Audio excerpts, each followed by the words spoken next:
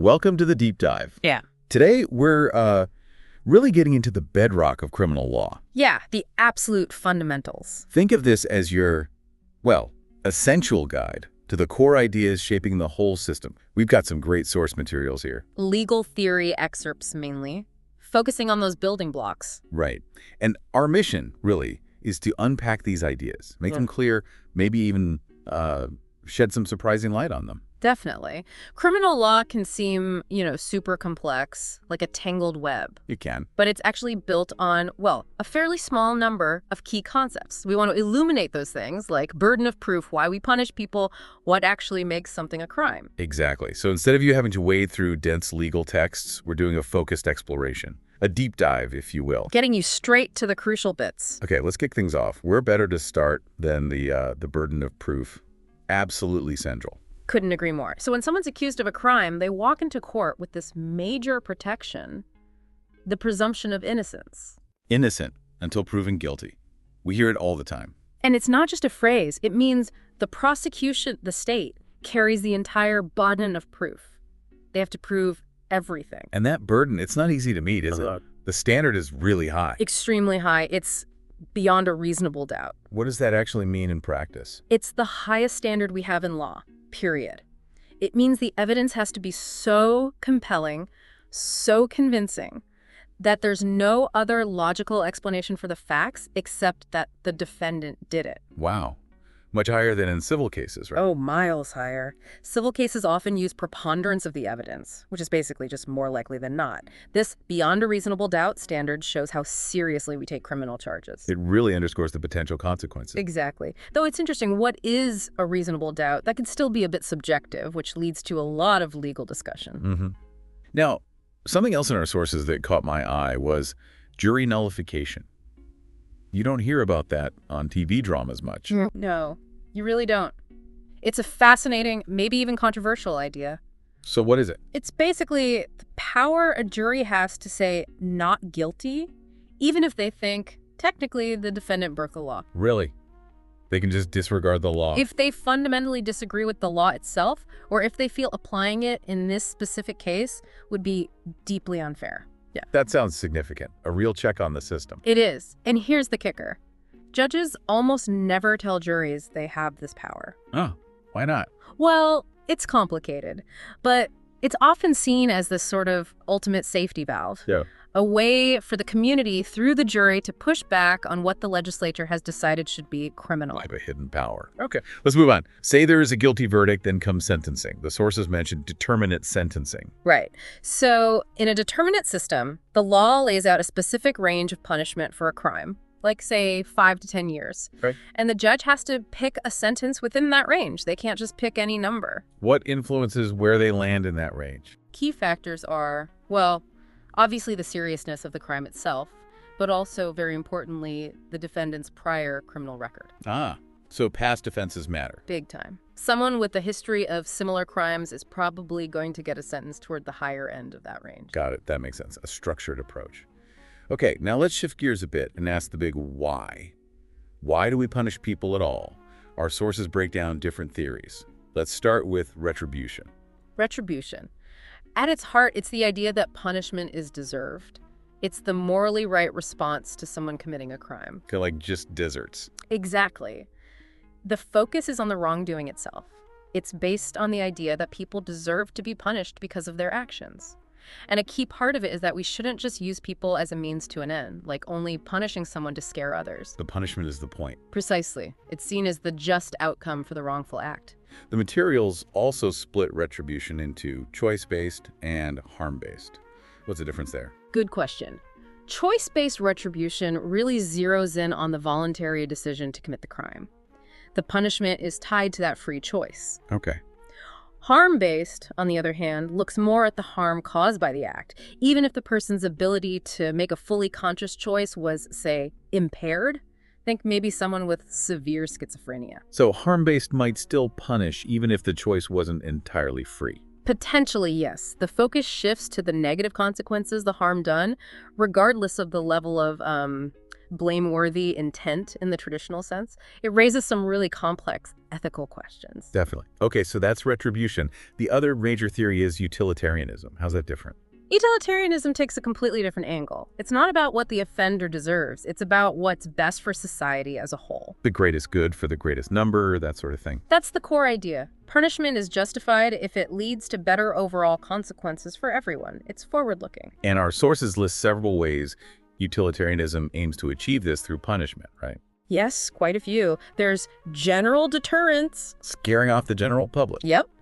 Making an example. Then specific deterrence, which is about stopping that particular offender from doing it again. Makes sense. Then you have incapacitation, basically locking someone up so they physically can't commit more crimes while they're confined. Right. Prison. Rehabilitation is another, trying to fix the underlying issues through treatment or education so they won't reoffend. More about changing the person. Exactly. And then there's restorative justice, which is a bit different. It focuses more on the victim, repairing the harm, and trying to reintegrate the offender. Bringing things back into balance, maybe? Kind of. And finally, the sources mention critical theories, which look at how things like power, race, and class play into who gets punished and why. They question the whole system sometimes. Wow, that's a lot of different angles on why we punish.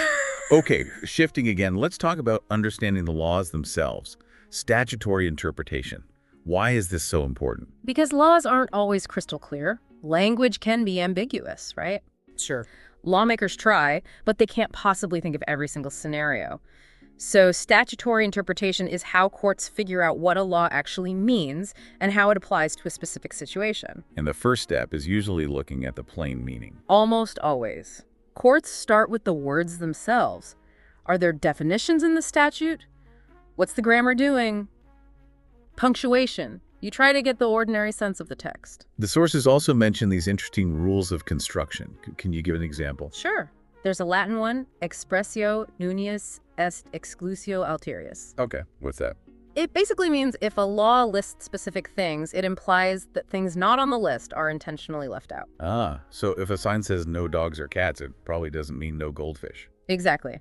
Another one is a justum generis. If you have a list of specific things followed by a general term, like dogs, cats, hamsters, and other animals, that other animals usually means other similar domestic pets, not, say, lions or bears. Right, keep it in the same category. And there's the common sense rule of avoidance of absurdity. Courts try not to interpret laws in ways that lead to completely ridiculous results. They'll even look at titles and headings in the law for clues. It's all about figuring out what the lawmakers intended then. That's a huge part of it, which leads to looking at legislative intent and history. Going beyond the words. Sometimes, yeah. What was the overall goal? Were they trying to deter something specific? Protect the public? Courts might look at committee reports, debate transcripts, earlier drafts, anything that sheds light on the purpose behind the law.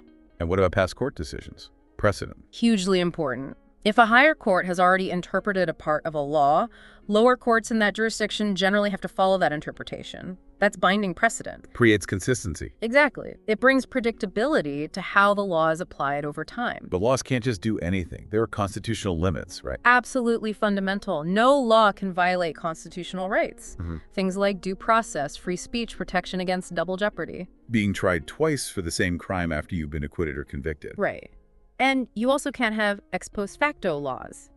You can't apply a new criminal law or a new interpretation backwards in time to punish someone for something that wasn't illegal or wasn't interpreted that way when they did it. That seems fair. Now, what if a law is still confusing after all that? The rule of lenity. Yes. This is kind of a tie goes to the defendant rule. If a criminal law is still genuinely ambiguous after using all the other interpretation tools, the court should interpret it in the way that's most favorable to the defendant. Why is that? The idea is fairness. People should have clear notice of what conduct is actually criminal. If the law is truly vague, you lean towards not punishing. Okay. And what about laws that just go too far? Unconstitutional laws. Right. Sometimes laws clash directly with the Constitution. Our sources talk about strict scrutiny. That sounds intense. It is. It's a very high bar the government has to clear if a law infringes on fundamental rights.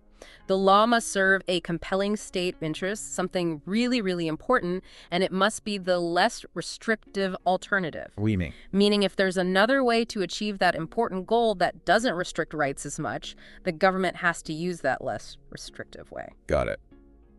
The sources also mention bills of attainder. What are those? Those are laws passed by a legislature that basically declare a specific person or group guilty of a crime and punish them, all without a trial. That sounds incredibly unfair. It is, and totally unconstitutional. The Constitution explicitly forbids them. It violates the whole idea of separation of powers and the right to a fair trial. And finally, under unconstitutional laws, vague criminal laws. Yes.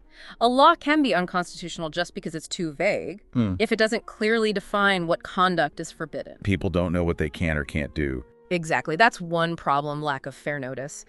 The other big problem is it gives too much power to police and prosecutors. They can enforce it arbitrarily or maybe even discriminatorily if the lines aren't clear. A law has to be clear enough for an ordinary person to understand what's illegal. Okay, that makes sense. We've covered interpreting laws. Now let's get into the actual elements of a crime, starting with actus reus, the criminal act. Right. Generally, you need a voluntary act. Just thinking bad thoughts isn't a crime. There has to be some kind of physical action or sometimes a failure to act. What counts as voluntary? Seems obvious, but I bet there are nuances. There are. A voluntary act is basically a willed bodily movement, pulling a trigger, punching someone, signing a false document. Okay. But yeah, nuances. Habitual acts, things you do almost automatically, usually still considered voluntary. Like driving a familiar route. Kind of, but truly unconscious acts, like something done while having a seizure or maybe sleepwalking, those are generally not voluntary. Though, interestingly, the law in many places treats sleepwalking and acts under hypnosis as voluntary, which is debated. What about acting under duress? Like if someone forces you? Technically, the act itself is still voluntary. You chose to do it, even under threat. But duress can be a separate defense to the crime. Ah, okay. And reflexes? Not voluntary, like flinching away from a bee sting and knocking something over. Also, just being in a certain status, like being addicted to drugs, isn't an act itself. And if someone physically moves you somewhere against your will, you haven't committed a voluntary act just by being there. What about this idea of culpable negligence mentioned in the sources? Acting when you know you have a condition that might cause harm. Yeah, that's about liability for consequences. Say you know you have a seizure disorder that can cause blackouts, but you decide to drive anyway, and you cause a crash during a blackout. The act of driving was voluntary. The negligence was driving knowing the risk. That negligence can form the basis for criminal liability for the harm caused. Okay. Now, what about not acting? Omissions. When can failing to do something be a crime? The general rule is you don't have a criminal duty to help someone, even if they're in serious danger. The law doesn't usually force you to be a good Samaritan. But there are exceptions. Yes, definitely. Criminal liability for an omission only arises if there's a specific special duty to act. And where do these duties come from? Several places. Certain status relationships, like parents having a duty to care for their young children, or sometimes spouses for each other. Okay. Contractual obligations, think of an on-duty lifeguard who fails to attempt a rescue. Right. Statutes can impose duties, like on police officers. And importantly, your own prior actions can create a duty. If you accidentally create a dangerous situation, you generally have a duty to try and fix it or warn others. Or if you voluntarily start helping someone who's in danger, you usually can't just abandon them recklessly if it leaves them worse off. Interesting. There can also be duties to control others, like parents controlling their kids, sometimes employers, their employees, and duties related to property you own or control. So it's not a blanket duty, but specific circumstances trigger it. Exactly. Limited but important exceptions. One last bit on actus reus. Possession. How is just having something an act? Legally, possession itself can be the criminal act, but it generally requires knowledge. You have to know you possess the item. Two types, right? Actual and constructive. Yes, actual possession is direct physical controlled drugs in your pocket, a weapon in your hand. Got it. Constructive possession is a bit trickier. You don't have it on you, but you have the power and the intent to control it. Think drugs hidden in your car's trunk or in a safe deposit box you have the key to. Even items in a house you control can count. And does it matter how long you possess it? Generally, no. Even very brief possession can be enough to satisfy the actus reus for a possession crime. Okay, so we have the act. Now the mental part, mens rea, the criminal mind. Right. Most crimes require not just an act, but also a certain mental state when doing the act. What was the defendant thinking? What did they intend? But not all crimes. Not all. There are exceptions called strict liability offenses, often regulatory things like selling contaminated food. For those, you can be guilty just by doing the act, even if you didn't intend harm or know it was contaminated. But for most traditional crimes, mens rea is crucial. Our sources mention both common law and model penal code, MPC, ways of describing these mental states. Common law first. Common law often uses broader categories. Specific intent usually means you acted with a particular purpose in mind or knew a result was practically certain. Think burglary, intending to commit a felony inside. General intent is usually less specific, often covering recklessness or negligence. Just intending the physical act itself, without necessarily intending the ultimate consequence. Think battery, intending to make offensive contact. And then, as we said, strict liability needs no mental state. And the model penal code. It seems more structured. It is. The MPC tries to be more precise. It lays out 4 main levels of culpability. Purposely is the highest. It was your conscious goal to cause the result. Like aiming and firing a gun to kill someone. Exactly. Then, knowingly, you were aware that your conduct was practically certain to cause the result, even if it wasn't your specific goal. Like setting off a bomb in a building knowing people are inside, even if your goal was just to destroy the building. Right. Next is recklessness. This means you consciously disregarded a substantial and unjustifiable risk that your conduct would cause harm. You knew there was a big risk, but you did it anyway. It's a gross deviation from how a reasonable person would act. Like drug driving at high speed. Classic example. And finally, negligence, sometimes called gross negligence. Here, you should have been aware of a substantial and unjustifiable risk, even if you weren't consciously aware of it. Again, a gross deviation from reasonable care. Like maybe forgetting to check if a safety mechanism was engaged before doing something dangerous? Something like that, if the failure to check was a major lapse. The MPC also clarifies that conditional intent counts, like intending to shoot someone if they step onto your property still counts as purposeful. And if you prove a higher mental state, like purposely, you've automatically satisfied the lower ones, like knowingly or recklessly. What if a law doesn't say what mens rea is needed? Good question. The MPC has default rules. If a statute is silent, the MPC usually requires proof of at least recklessness for every element of the crime. So no accidental convictions unless it's at least reckless. Generally, yes, under the MPC approach. And if a statute mentions a mental state for just one part of the crime, that state is presumed to apply to all the other parts too, unless it says otherwise. The MPC really pushes back against strict liability in serious crimes. It wants at least negligence if nothing else is specified. Okay. What about this idea of willful blindness? Ah, yes. Sometimes called deliberate ignorance. It's basically when someone strongly suspects something illegal is happening, but they intentionally avoid finding out for sure because they want to be able to say, I didn't know. Sticking your head in the sand. Pretty much.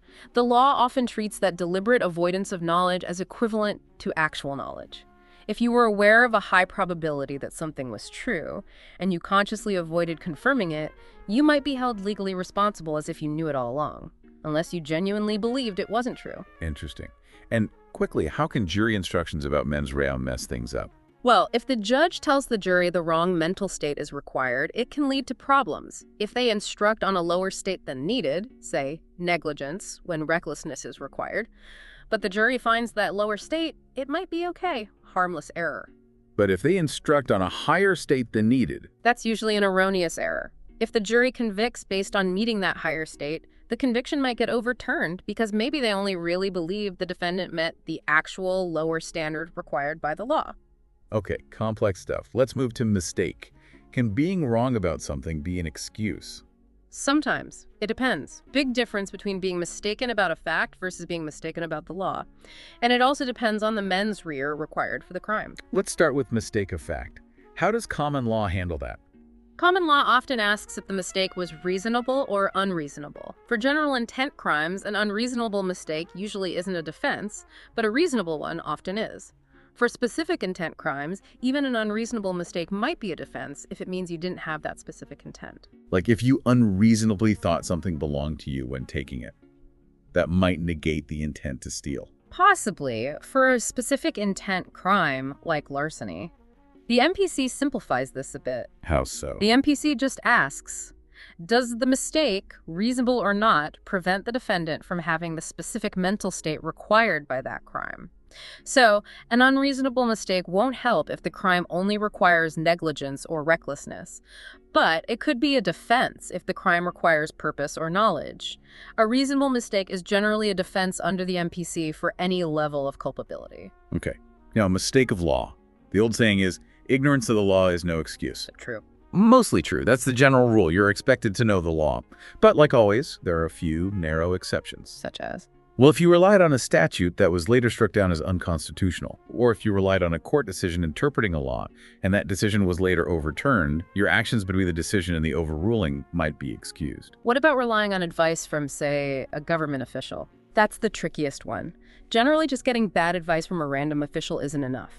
But if you relied on an official interpretation from the agency or person actually responsible for enforcing or interpreting that specific law, think like a formal opinion from the Attorney General that might work as a defense. It's a high bar, though. Okay, we're almost there. Final piece. Causation, connecting the act to the harm. Right. Two parts here. First is actual cause or but-for cause. Meaning, but for the defendant's act, the harm wouldn't have happened. Exactly. Would the result have occurred when and how it did without the defendant's action or culpable omission? If the answer is no, you have actual cause. Even speeding up someone's death counts. If your action was necessary for the death to happen as it did, that's actual cause. Okay, but that's not enough on its own, is it? There's proximate cause. Correct. Proximate cause or legal cause is about fairness and foreseeability. Was there some crazy intervening event between the defendant's act and the harm that was so bizarre or abnormal that we shouldn't hold the defendant responsible anymore? Like if you injure someone and then the ambulance crashes on the way to the hospital due to unrelated negligence by the driver. That's the kind of scenario where proximate cause questions arise. Was the intervening cause the ambulance crash too remote or unforeseeable? The common law often asks if the intervening cause was too abnormal. The MPC asks if the result was not too remote or accidental, given the defendant's conduct. It's about drawing a line somewhere. Wow. Okay. We have really covered a huge amount of ground here. Burden of proof, punishment theories, interpreting laws, the act, the mental state, mistakes, causation. Yeah, it's the whole framework, really. Understanding these building blocks, the presumption of innocence, the different reasons we punish, how laws are read, actus reus, mens rea, mistake, causation. It gives you such a valuable lens for looking at the justice system. And the nuances are incredible, aren't they? The different levels of intent, the exceptions for mistake of law. It shows how complex trying to achieve justice really is. Absolutely. It's not simple math. It's about applying these principles to messy human situations. We hope this deep dive has helped make those principles a bit clearer for you. Definitely. So as we wrap up, here's something for you, the listener, to think about. Given all those theories of punishment, retribution, deterrence, rehabilitation, restoration, which one or maybe which combination makes the most sense to you for dealing with crime today? Why? Or maybe think about mens rea. How could a misunderstanding of whether someone acted purposely versus recklessly totally change the outcome of a real case? Lots to chew on there. For sure. Thanks for joining us on The Deep Dive. Welcome to the deep dive. Today, we're getting into some really critical legal ground. We are. We're looking at how the law defines and, importantly, distinguishes between different ways people can harm each other. Yeah. You know, everything from homicide charges right down to things like assault and battery. Right. It's a whole spectrum. Exactly. And we've looked over a bunch of legal definitions and distinctions for this. Our mission really is to kind of pull out the core elements, try and clarify the tricky nuances, and just give you a clearer picture of these legal ideas. Absolutely. And it's fascinating how the system tries to parse these situations, looking at state of mind, the actual events. Yeah. Getting these details right really shows how seriously the law takes it all. Okay, let's dive right in then. Deliberate homicide. Maybe start with common law premeditated murder. When we hear premeditated, I think most people think like detailed planning sessions. Yeah, but it's a bit more nuanced than that, legally speaking. It's more about the quality and quantity of thought. What most places look for is what they call a brief reflection. The idea is the killer has to have actually thought about the act beforehand, even just for a moment. Ah, so not necessarily days of plotting, just a conscious thought before acting. Precisely. And proving that That quality of thought, that can be really challenging in court, Yeah. leads to complex arguments. I bet. So it's that conscious decision that separates it from something purely impulsive. Exactly. And there's this related idea of acting with cool purpose. Cool purpose. Yeah, meaning acting without intense passion or excitement. A more detached decision, even if it happened pretty quickly. Okay. And prosecutors trying to prove this premeditation, they look for specific signs, right? Earmarks, the sources call them. Right. Things like planning activity. Did they do anything beforehand to set it up? Like buying a weapon or something. Exactly. Or motive. Did they have a reason, thought out beforehand? And then the manner of killing itself can be revealing. Well, the example used in our sources, shooting someone in the forehead, that suggests a very deliberate, targeted act, doesn't it? Yeah, definitely. More than, say, a wild struggle. Right. It points towards a certain level of intentionality. Makes sense. Okay, so how does common law deliberate murder differ from premeditated murder then? Or are they the same? Closely related, but deliberate murder is often defined as the unlawful killing of another person with malice aforethought. Malice aforethought, that sounds very legalese. It is a bit. It's kind of a shorthand. It covers both the explicit intent to kill that's express malice and also an implied form. Implied malice? Like what? Well, that ties into the idea of intent to inflict grievous bodily injury. Okay, so maybe you didn't specifically intend for them to die, but you intended to hurt them really badly. Exactly. Or acting with such reckless indifference to a really high risk to human life that death results. Even without the explicit goal of killing, the actions show such a disregard for life that the law might treat it as equivalent to deliberate murder. So it's like understanding the severe risk, the potential for death, and just doing it anyway. You got it. And it's worth noting, our sources mention that things like being voluntarily intoxicated or having certain mental defects generally don't get you off the hook for that required intent. Right. Though that raises some tricky questions about impairment and culpability, I imagine. Oh, absolutely. Drawing those lines is tough. Okay, let's shift gears a bit. Voluntary manslaughter. This feels different, more focused on emotion, right? The whole sudden heat of passion idea. That's the key concept at common law, yes. If a killing happens in this sudden heat of passion, and it's triggered by what the law considers adequate provocation, it can actually reduce a murder charge down to voluntary manslaughter. So the idea is that the provocation was so intense it clouded their judgment. Less culpable. That's the rationale. Yeah. But there are very specific requirements, 4 key elements actually. Okay, what are they? First, the killer has to have actually been provoked. That's subjective. Were they upset?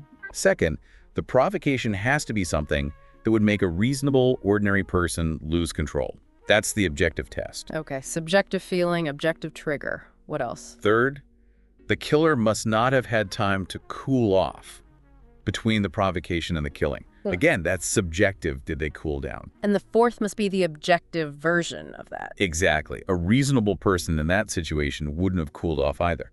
So it's this mix of what the defendant actually felt and did versus what society expects of a reasonable person under those circumstances. So there's like a societal benchmark for what counts as provocation and how long you reasonably stay hot. Precisely.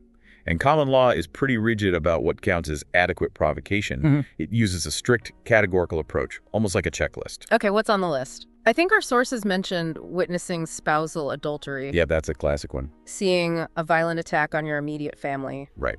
Being violently attacked yourself. Engaging in mutual combat, is that it? Those are the main ones often cited. Sometimes being the victim of an unlawful arrest is included too. It's quite specific. Yeah, very specific. What if something else happens that's incredibly provocative but isn't on that list? That's the limitation of the strict common law approach. It raises questions. And there's the mere words rule too. That seems important. Very important. Generally, at common law, just words alone, no matter how insulting or awful, usually aren't enough provocation to knock murder down to manslaughter. So someone yelling insults at you isn't usually enough. Typically not. However, some places recognize an exception for what are called informational words. Informational words. Yeah, like words that suddenly convey shocking, devastating news. Maybe someone blurting out they committed some terrible act against your family. The idea is the information itself can be as provoking as a physical blow. Wow, okay. So the content, not just the insult. That's fascinating. Okay, let's keep moving down the scale. Involuntary manslaughter and depraved heart murder. Where do these fit? Okay, so involuntary manslaughter usually involves a death that results from, at minimum, criminal or gross negligence. Meaning you didn't intend death, but you acted really carelessly, like way beyond ordinary carelessness. Exactly. A significant disregard for others' safety. Now, depraved heart murder, that's a step up in culpability, closer to intentional killing, but without the specific intent to kill. How does that work? It's about showing an extreme indifference to the value of human life, acting so recklessly with such a lack of concern about whether someone lives or dies that it's seen as malice. So like playing Russian roulette with someone else's gun. That's often used as an example, yeah. The key is that extreme indifference. It's sometimes a blurry line, though, between extreme recklessness and a truly depraved heart, proving that indifference can be tough. I can see that. Okay, so that's the common law picture, roughly. Our sources also mentioned the Model Penal Code, the MPC. How does it handle these things differently? The MPC does shake things up a bit. For murder, it still covers intentional killings, premeditated killings, and depraved heart murder. But it also specifically addresses felony murder. And interestingly, it tells juries they can presume extreme indifference if a death occurs during certain serious felonies. Ah, okay. What about manslaughter under the MPC? Especially voluntary manslaughter you mentioned. It uses an extreme mental or emotional disturbance standard. That sounds different from the common law categories. It's a very different approach, much more flexible. Instead of that strict list of provocations, the MPC's EMB standard looks at two things. Was the defendant suffering from an extreme mental or emotional disturbance? And was there a reasonable explanation or excuse for that disturbance? Reasonable from whose perspective? This is key. It's viewed from the perspective of a person in the actor's situation, under the circumstances as the actor believed them to be. It's a kind of hybrid objective-subjective test, more individualized than the common law. So it considers the defendant's own circumstances and beliefs more? Yes, much more. It definitely allows for a more nuanced look at their emotional state. It does raise interesting questions, though, about balancing individual experiences against broader societal standards. No doubt. What about involuntary manslaughter in the MPC? Under the MPC, involuntary manslaughter generally involves recklessness, meaning the person was aware of a substantial risk of death and consciously disregarded it. Okay, awareness of the risk is key there. Right. And the MPC also defines a lesser crime, negligent homicide. That only requires criminal negligence, basically, failing to perceive a substantial risk that you should have perceived. So recklessness is ignoring a known risk. Negligence is failing to see a risk you should have seen. That's a good way to put it. Plus, lots of jurisdictions, even following MPC ideas, have rules where a death during any unlawful act, even a misdemeanor, could potentially be involuntary manslaughter. Right. Okay, that gives a clearer picture of the MPC's structure. Now, felony murder. You mentioned it under the MPC, but it's a big topic on its own. Our sources stress the independence of the felony rule. What's that? Super important point. For the felony murder rule to apply, the underlying felony has to be legally separate from the act that causes the death. Meaning? Meaning, if the felony is the act of violence that causes the death, like a simple assault that unexpectedly turns fatal, you can't usually use that assault as the basis for a felony murder charge. The felony and the killing would merge. It prevents a kind of double counting or circular reasoning. Got it. The felony has to be something else that you were doing during which the death occurred. Exactly. Like robbery, burglary, arson. Okay. And how do courts decide which felonies count for felony murder? There are different approaches. Yes, mainly two. There's the per approach, sometimes called the enumerated felonies approach. Enumerated, like listed out. Precisely. Some laws just list specific felonies, often inherently dangerous ones that qualify. You mentioned robbery, burglary, arson. The common mnemonic is BRARC. Okay, what's that stand for? Burglary, arson, rape, robbery, kidnapping. If a death occurs during one of these listed felonies, felony murder often applies, sometimes automatically as first-degree murder. So it's like a predefined list of high-risk crimes. Pretty much. But you always have to check the specific statute for that jurisdiction. Some have different lists, or maybe tiered systems, first degree for bulk felonies, maybe second degree for other dangerous felonies. Okay, so check the list. What's the other approach? The as committed one. Right, the as committed or inherently dangerous in fact approach. This looks less at the type of felony listed in a statute and more at how this specific felony was actually carried out. So was it dangerous in this particular instance? Exactly. Did the way the defendant committed the felony create a substantial risk of death in that situation? It's more of a case-by-case analysis of the actual danger posed by their actions. So a felony not on the BRK list might still trigger felony murder if it was done in a really dangerous way. Okay, one is about the crime type, the other about the specific risky actions. The sources also mention needing a logical relationship, time and distance limits. Yeah, the felony murder rule isn't endless. It generally applies during the commission of the felony and also during the immediate flight from the felony. Fleeing the scene counts. Usually, yes, until the felons reach a place of what the law calls temporary safety. And who decides what's temporary safety? That's typically a question for the jury based on the facts. Did they get away clean? Are they safe for the moment? Also, the act that actually causes the death usually has to be in furtherance of the felony. Meaning it helped them commit the crime. Or help them escape, yeah. Connected to the goal of the felony somehow. So if a long time passes, or they're clearly safe somewhere else, a later death might not connect back. That's the idea. The connection weakens. Now, another really complex bit is what happens if someone other than the felons causes the death? Right, like if a victim fights back or the police arrive. Exactly. This is where you get the agency versus proximate cause approaches. Okay, break those down. Agency approach. Agency is the majority rule. It basically says felony murder doesn't apply if the person who directly causes the death is not one of the felons or their accomplices. The killing has to be done by an agent of the felony. So under the agency rule, if a security guard shoots and kills one of the robbers during a bank robbery, the surviving robbers probably wouldn't be charged with felony murder for their partner's death. Generally, that's correct under the pure agency approach. Okay. What's the alternative? Proximate cause. That's the minority view. It says felony murder can apply if the death was a reasonably foreseeable consequence of the felony, even if the killer wasn't one of the felons. So under that view, the robbers might be on the hook if it was foreseeable that their actions could lead to someone, like a guard or victim, causing a death. Potentially, yes. If the death is seen as a direct, foreseeable result of the dangerous situation the felons created. That seems like a much broader scope of liability. It can be. There's usually still a need for a logical nexus, though. A clear causal link, often a close-time relationship. The death has to be part of the same continuous transaction as the felony. And underlying all of this felony murder stuff is causation itself, right? Actual and proximate. Absolutely fundamental. You need both.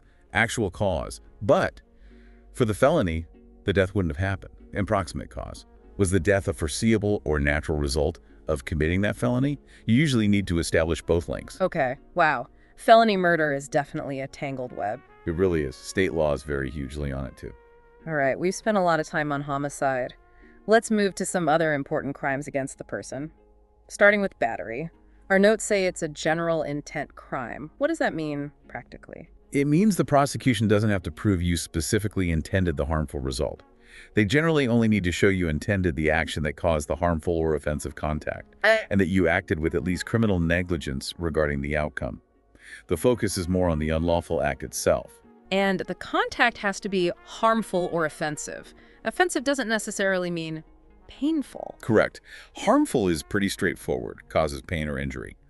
Offensive means contact that would violate a reasonable person's sense of personal dignity, like spitting on someone, maybe, even if it doesn't physically hurt them. Unwanted touching. Gotcha. And then there's aggravated battery. What bumps it up? Aggravated battery is usually a felony. The aggravating factors are things that make the battery more serious. Common ones include using a deadly weapon, causing serious bodily injury, or targeting a vulnerable victim like a child, an elderly person, or a police officer. Okay, so specific circumstances escalate it. Now, assault. This one seems tricky because common law and the MPC define it differently. Yes, there are some key differences to track. Under the common law, simple assault can actually be two different things. Two things? Yeah. First, it can be an attempted battery. You tried to commit a battery, like swung and missed but failed. Requires the specific intent to actually cause the contact. Okay, tried to hit someone but didn't connect. What's the second type? The second type is sometimes called an intent to frighten assault. This is where you intentionally act in a way that makes the victim reasonably fear an imminent battery. So you don't even have to try to hit them, just make them think you're about to. Exactly.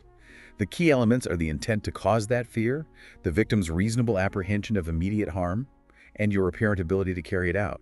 The victim has to be aware of the threat for this type. Ah, so awareness is key for the fear type, but maybe not for the attempted battery type if they didn't see it coming. Right, and just like battery, common law has aggravated assault too, based on similar factors: deadly weapons, serious injury, vulnerable victims, intent to commit a more serious crime. Okay. How does the MPC handle assault then? The MPC streamlines it a bit. Simple assault under the MPC is generally a misdemeanor. It includes attempting to cause or recklessly causing bodily injury, or negligently causing injury with a deadly weapon, or trying to put someone in fear of imminent serious bodily injury using physical menace. So recklessness and negligence can be enough for simple assault under the MPC in some cases. Yes. And then aggravated assault under the MPC is a felony. That involves attempting to cause serious bodily injury, or actually causing it purposely, knowingly, or recklessly under circumstances showing extreme indifference to human life, or attempting to cause or causing any bodily injury with a deadly weapon. And the MPC gives definitions for bodily injury, serious bodily injury, deadly weapon. Which is really helpful for clarity. Bodily injury is basically any physical pain, illness, or impairment. Serious bodily injury involves substantial risk of death, permanent disfigurement, or long-term loss or impairment of a body part or function. And a deadly weapon is basically anything capable of causing death or serious injury by how it's used or intended to be used. A gun, a knife, but maybe even a heavy object depending on the context. Those definitions definitely seem important for applying the different levels of assault. Okay, 2 more. False imprisonment and kidnapping. They seem related. Very related. False imprisonment is the foundation. It's the unlawful, intentional confinement of another person without their consent. Confinement meaning locked in a room. Could be, but doesn't have to be. It just means restricting their freedom of movement significantly without a reasonable means of escape. It could even be through threats that keep someone from leaving. Okay. And kidnapping builds on that. Exactly. Kidnapping includes all the elements of false imprisonment. So false imprisonment is a lesser included offense. But kidnapping requires something more. Either moving the victim from one place to another, asportation. Even a short distance. Yes, in many places, even a short distance counts. Or concealing the victim in a secret place. So it's false imprisonment, PLUS, either movement or concealment. And aggravated kidnapping. Similar to other aggravated crimes, kidnapping becomes aggravated with higher penalties if it's done for ransom or to facilitate another crime or causes serious injury, things like that. Right. Okay, last one on our list. Stalking. This feels different, more about a pattern over time. That's the absolute key. Stalking isn't usually about a single incident.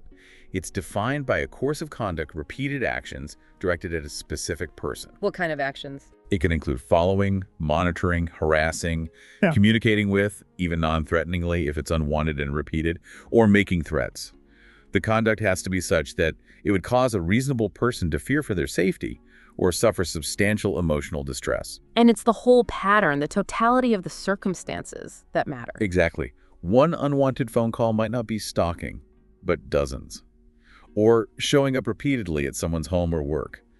That pattern creates the fear and distress the law targets. Okay, so it's the repeated nature and the fear it reasonably causes. Well, we have definitely gone through a lot of legal ground here, from the nuances of different degrees of murder and manslaughter. All the way down to battery, assault, kidnapping, stalking, It really highlights how the legal system tries anyway to categorize harm based on intent, action, circumstances, results. It does.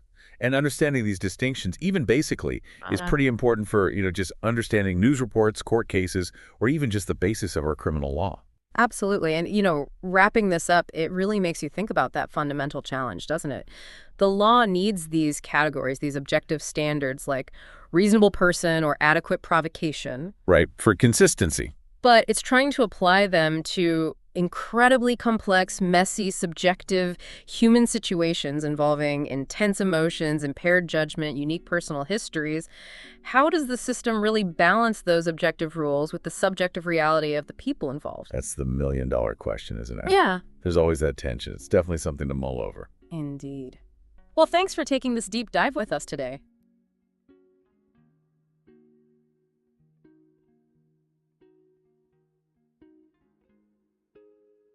Welcome to the deep dive. Ever wondered when just thinking about a crime or maybe talking about it can actually land you in legal trouble? Yeah, it's a fascinating area of law. Today we're plunging into that space, the world of inchoate crimes. These are essentially incomplete criminal acts where the law steps in, well, before the main crime actually happens. Exactly. It's like the law is looking at the steps leading up to something potentially harmful. We're going to focus on three main types. Solicitation, that's asking someone to commit a crime. Right. Then conspiracy, which is about agreeing with others to commit one.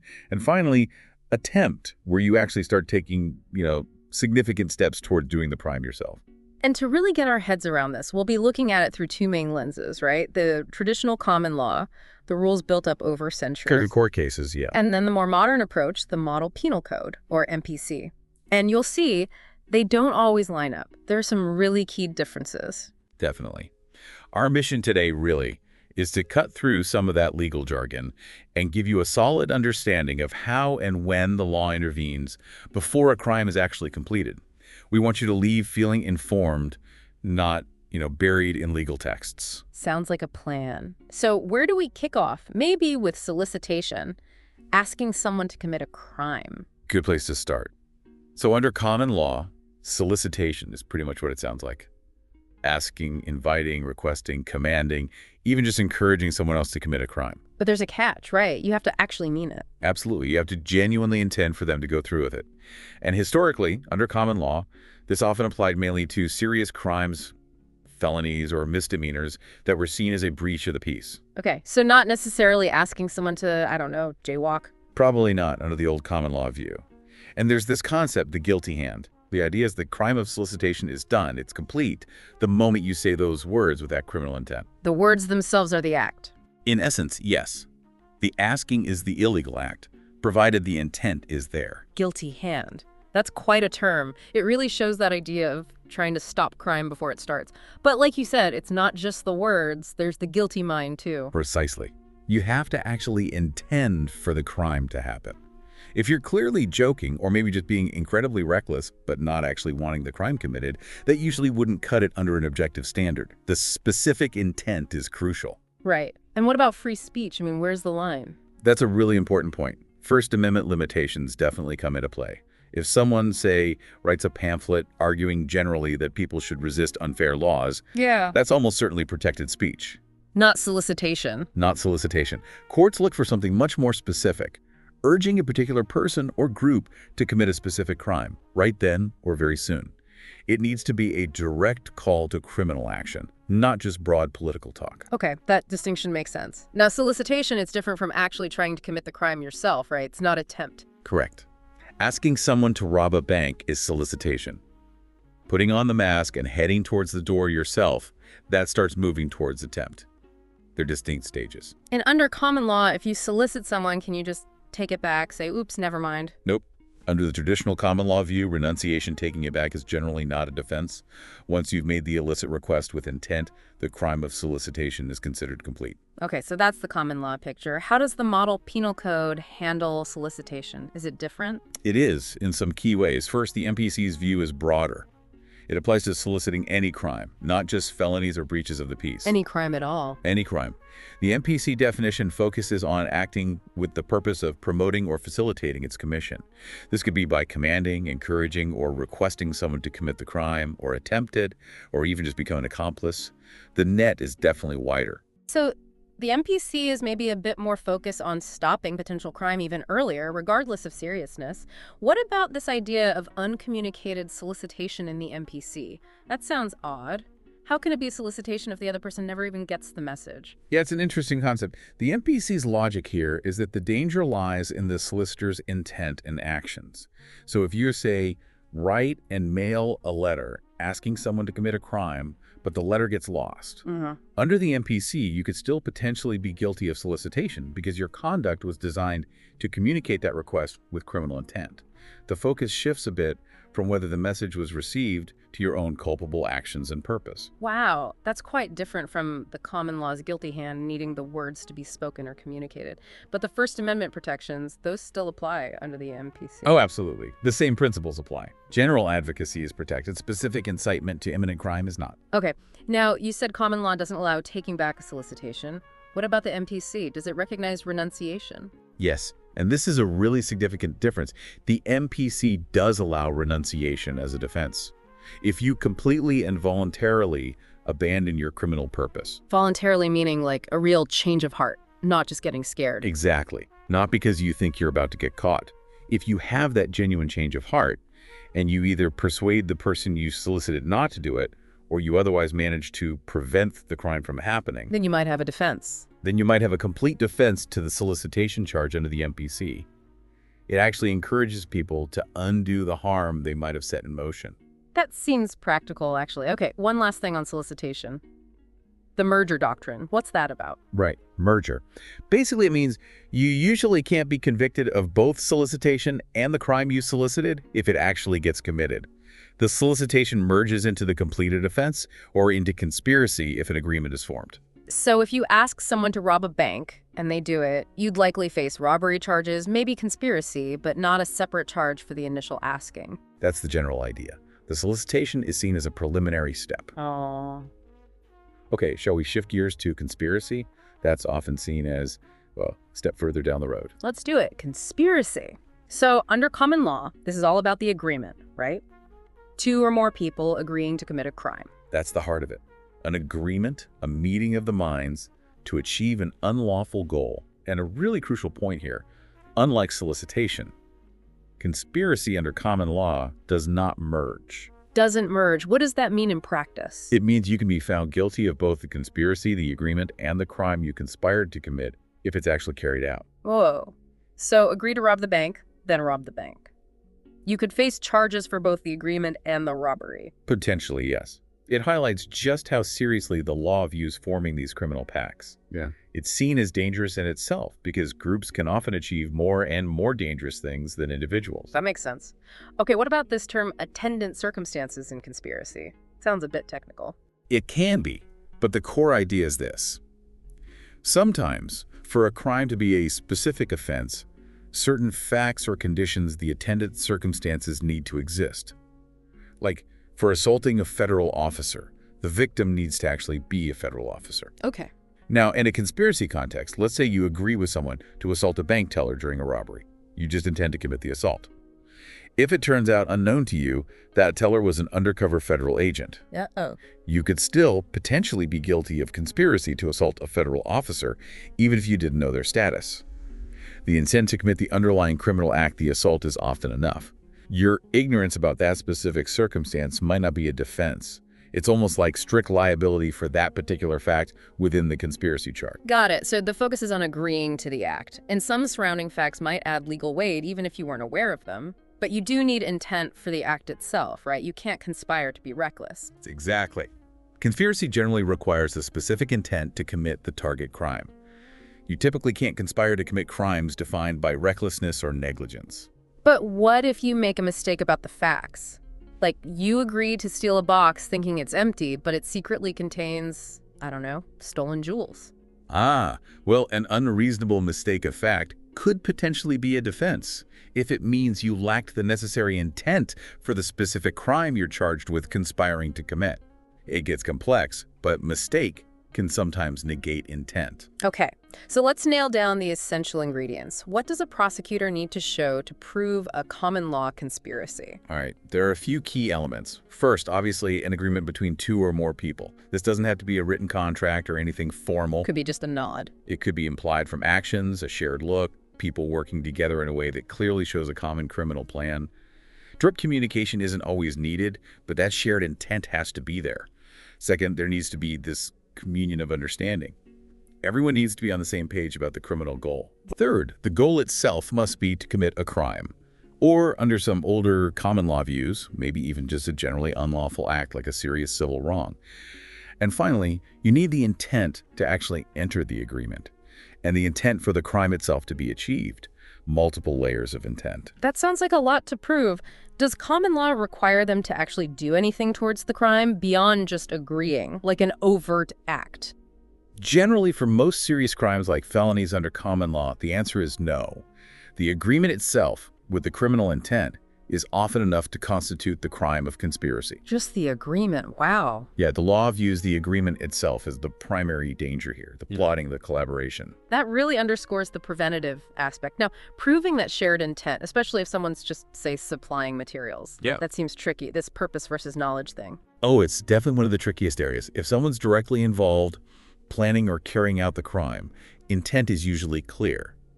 But what if someone's, say, selling chemicals that could be used legally, but they know their buyer is using them to make illegal drugs? Right. Are they part of the conspiracy? Courts often look to see if the supplier has a stake in the venture. Are they charging inflated prices? Are the quantities huge? Do the materials have few legitimate uses? Is their business basically dependent on this illegal activity? If so, a jury might infer they share the criminal purpose, not just knowledge. So it's more than just knowing. It's about being invested in the criminal outcome. Often, yes. Also, there's sometimes a distinction based on the type of crime. For things inherently wrong, like murder, malum in se, the agreement itself implies a corrupt motive. For things wrong just because a law says so, malum prohibitum, prosecutors might need stronger proof the conspirators knew it was illegal or had a specific corrupt intent. Okay, that distinction helps. Now, Pinkerton liability sounds ominous. What's that? It is a powerful doctrine. Pinkerton liability under common law means that once you're a member of a conspiracy, you can be held responsible for other crimes committed by your co-conspirators. Even if you weren't there or didn't know about that specific crime. Exactly. If those crimes were committed to further the conspiracy's goals and they were a reasonably foreseeable result of the conspiracy, you have to be a member when the crime happens. But yeah, you don't need direct involvement in that secondary crime. Give me an example. Okay, say you agree with others to distribute drugs. Your role is just finances. If one of your co-conspirators carries an illegal firearm during a drug deal, which is pretty foreseeable in drug trafficking, you could potentially be charged with a firearm offense too, under Pinkerton, even if you never touched the gun. Wow. So joining a conspiracy really exposes you to a liability for what others in the group might do. How do you get out of that? Can you withdraw from a common law conspiracy? You can try, but it's tricky. Under common law, withdrawal generally doesn't erase your guilt for joining the conspiracy in the first place. The agreement already happened. So you're still guilty of conspiracy? Usually, yes. But withdrawing can potentially shield you from Pinkerton liability for future crimes your former co-conspirators commit after you've effectively withdrawn. How do you effectively withdraw? Just stop showing up. Typically, no. You usually need to take some clear, affirmative step to communicate your withdrawal to your co-conspirators. Simply becoming inactive often isn't enough. And importantly, things like the police arresting someone or the goal becoming impossible don't automatically count as withdrawal. You need to actively pull out. So you need to make a clean break and make it known. Okay. What about Wharton's rule? Is that like a loophole? It's more of a specific limitation, traditionally. Wharton's rule basically said you couldn't charge conspiracy for crimes that, by their very definition, require two people to commit them. Think dueling, adultery, bribery, maybe a simple drug sale between just a buyer and seller. Because the crime itself already includes the agreement part. That was the logic. Charging conspiracy seemed redundant. However, the modern trend is definitely moving away from a strict application of Wharton's rule. Many places now do allow conspiracy charges for these crimes, especially if the legislature seems okay with it, or if there are more people involved than strictly necessary for the base crime. So it's less of a shield than it used to be. Now, I've heard about different conspiracy structures, chains, and wheels. Right. These are just ways to visualize complex conspiracies. A chain conspiracy is linear, like steps in a process. Think drug manufacturing, then distribution, then sales. Each link connects to the next, working towards one big goal. And a wheel. A wheel or spoke conspiracy has a central person or group, the hub, who makes separate agreements with different individuals or groups. The spokes may not know each other. Think of a mob boss dealing with separate crews. So are all the spokes liable for what other spokes do?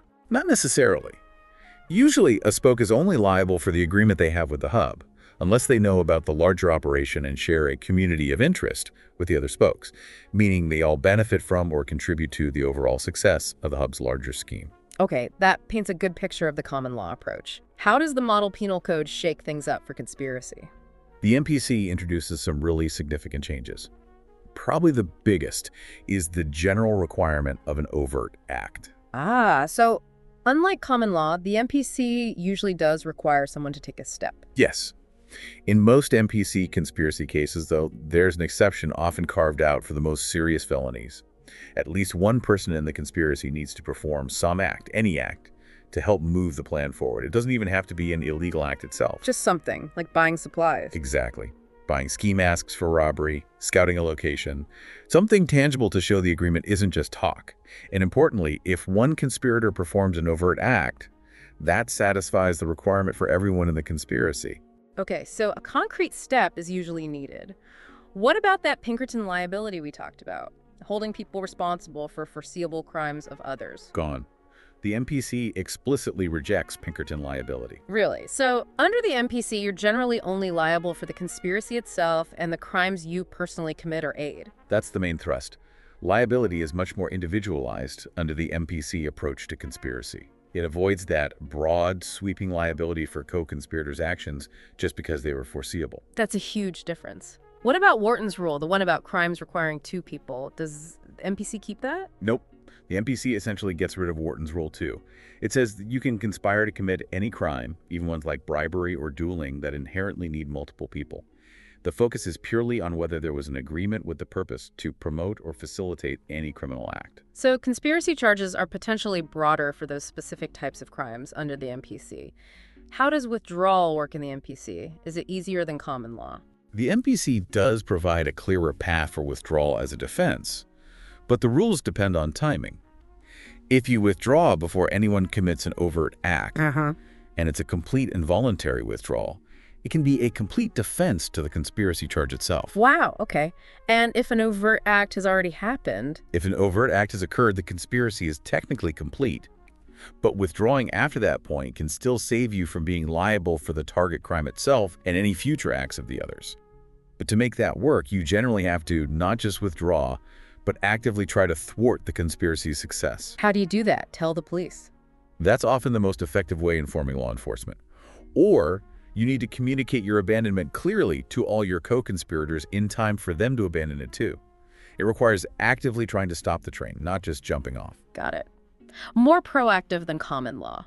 Now, I remember you mentioned the MPC uses a unilateral approach to conspiracy. Common law needed two guilty minds, right? Exactly. Common law was traditionally bilateral. You needed at least two people genuinely agreeing to commit the crime. The MPC is unilateral. This means a conspiracy can exist even if only one person involved has actual criminal intent. So, you could conspire with an undercover cop. Precisely.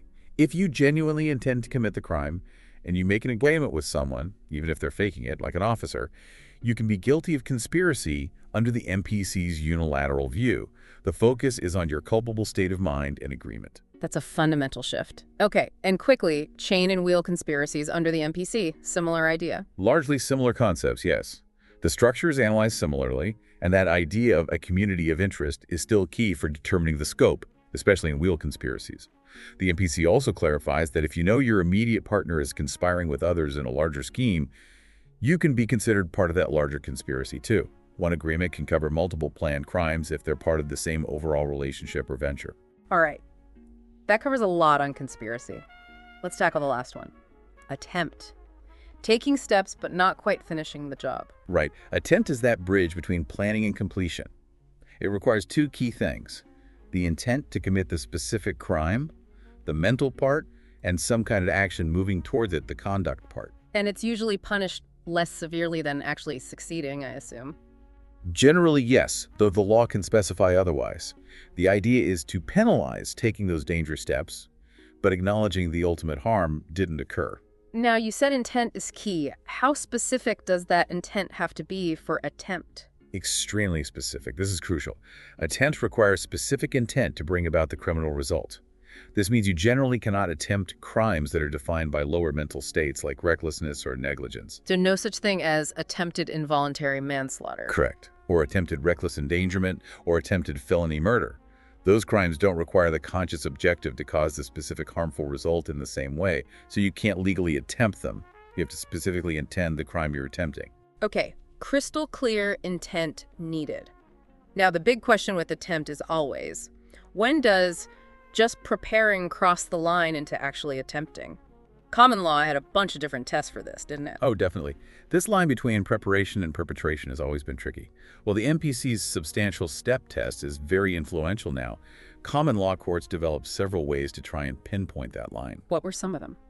Well, there was the physical proximity test. This one's pretty strict. It looks at how close the person was in time, space, and action to actually finishing the crime, what was left to be done. So almost at the finish line. Pretty much. Then there's dangerous proximity. Yeah. A bit more flexible.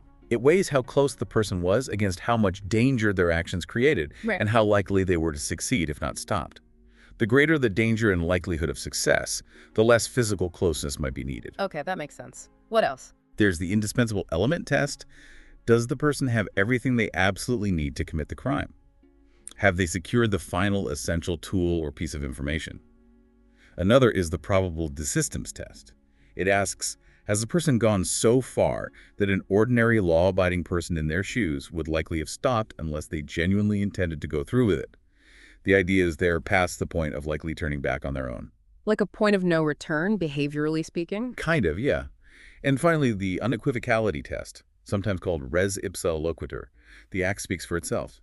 Does the person's conduct, viewed objectively, leave no reasonable doubt about their criminal intent? Can you think of any innocent explanation? Some courts using this test only look at the actions.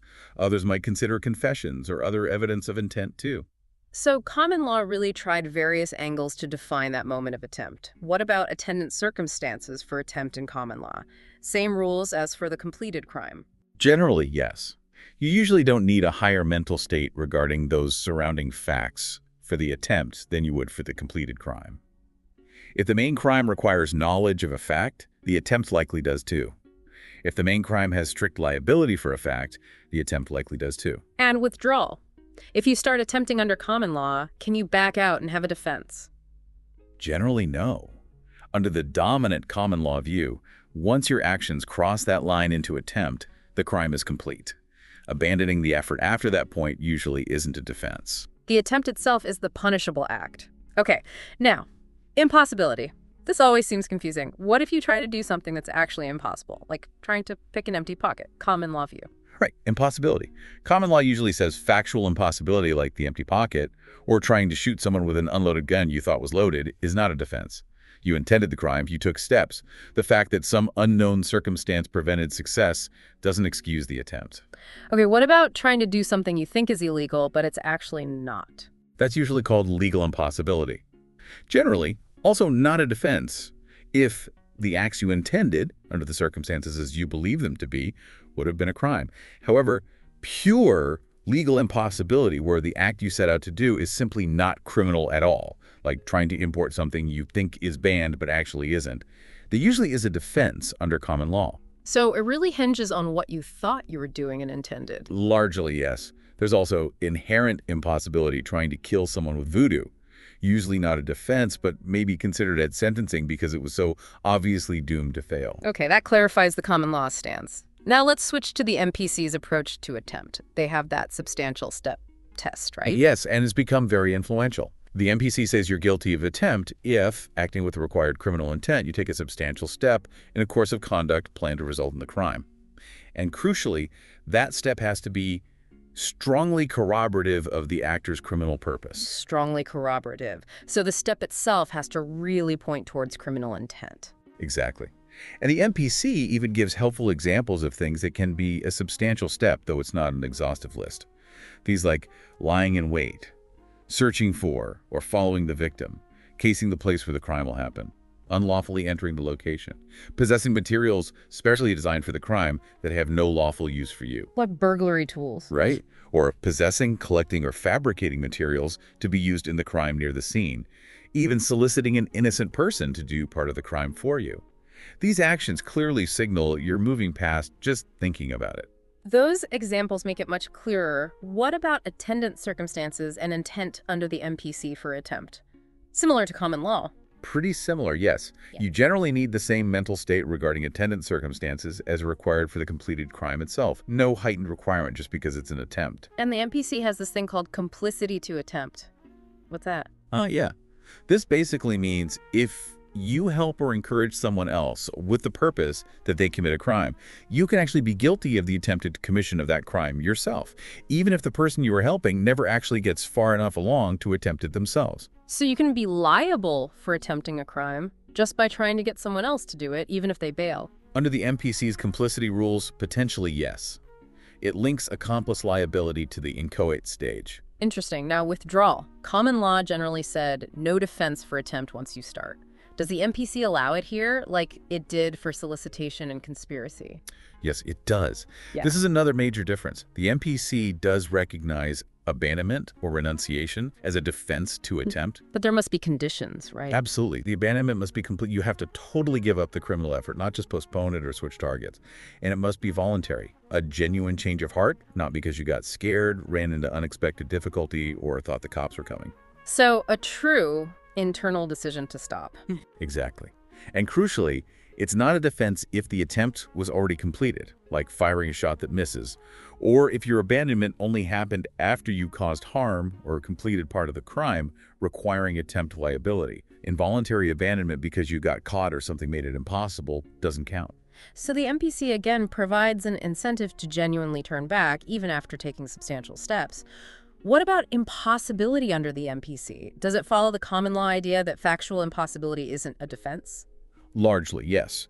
The MPC generally agrees that factual impossibility, the empty pocket, the unloaded gun, is not a defense to attempt. If the crime could have happened under the circumstances as the person believed them to be, they can still be guilty of attempt.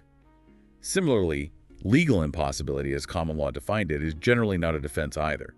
The focus remains firmly on the actor's criminal purpose and the substantial steps they took. So both systems really zero in on the person's intent and actions, not whether their plan was actually workable in reality. That's a good way to put it. The danger lies in what they tried and intended to do. Well, this has certainly been a thorough deep dive into these preliminary crimes. We've really unpacked solicitation, the asking, Conspiracy, the agreement. and attempt, those significant steps towards the final act. And hopefully we've made clear some of those key differences between the older common law rules and the more modern model penal code approach things like needing an overt act, that whole Pinkerton liability issue, Wharton's rule, and especially whether you can actually withdraw and potentially have a defense. Right. Understanding these nuances is pretty vital, I think, for grasping how the law tries to balance preventing harm with principles of fairness and individual responsibility, even before a crime fully unfolds. Absolutely.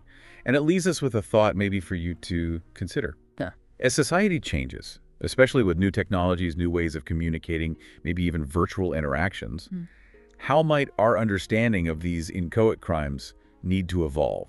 What does agreement mean in a massive online group? What constitutes a substantial step in cyberspace? What are the ethical lines when we talk about solicitation or conspiracy in these new contexts? Yeah. It definitely raises some complex questions for the future. That's a really fascinating point to ponder. Definitely food for thought. Thanks for joining us on this deep dive. We'll catch you next time.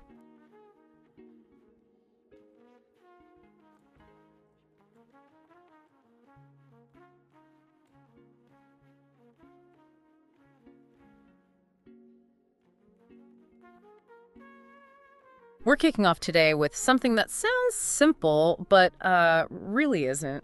How far can you legally go to protect yourself? Right? It's something we kind of feel we know, but the details, they matter. They really do. You see it everywhere, right? News, movies, people chatting about what if this happened or what if that happened with self-defense. But what does the law actually allow? Exactly. So today we're going to dig into a bunch of legal texts, kind of unpack the rules around self-defense. Okay. Our goal is really to give you a solid understanding of when using force is actually okay legally.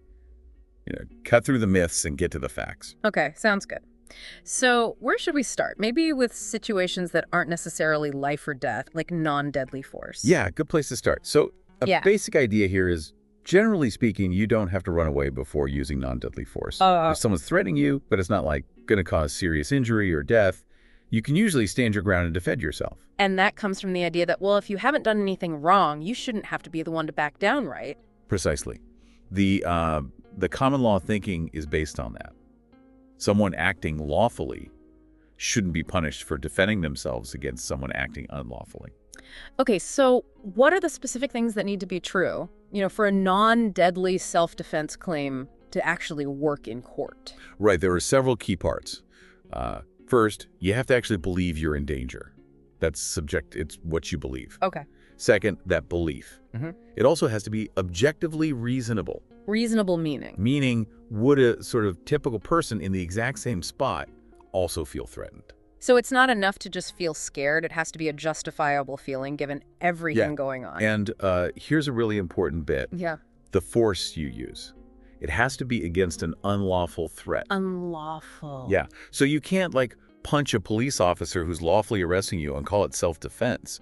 The force coming at you has to be illegal or unauthorized. So, say a bouncer is kicking me out of a club, and he's allowed to do that. I can't claim self-defense if I swing at him. Correct. That's lawful force he's using. Yeah.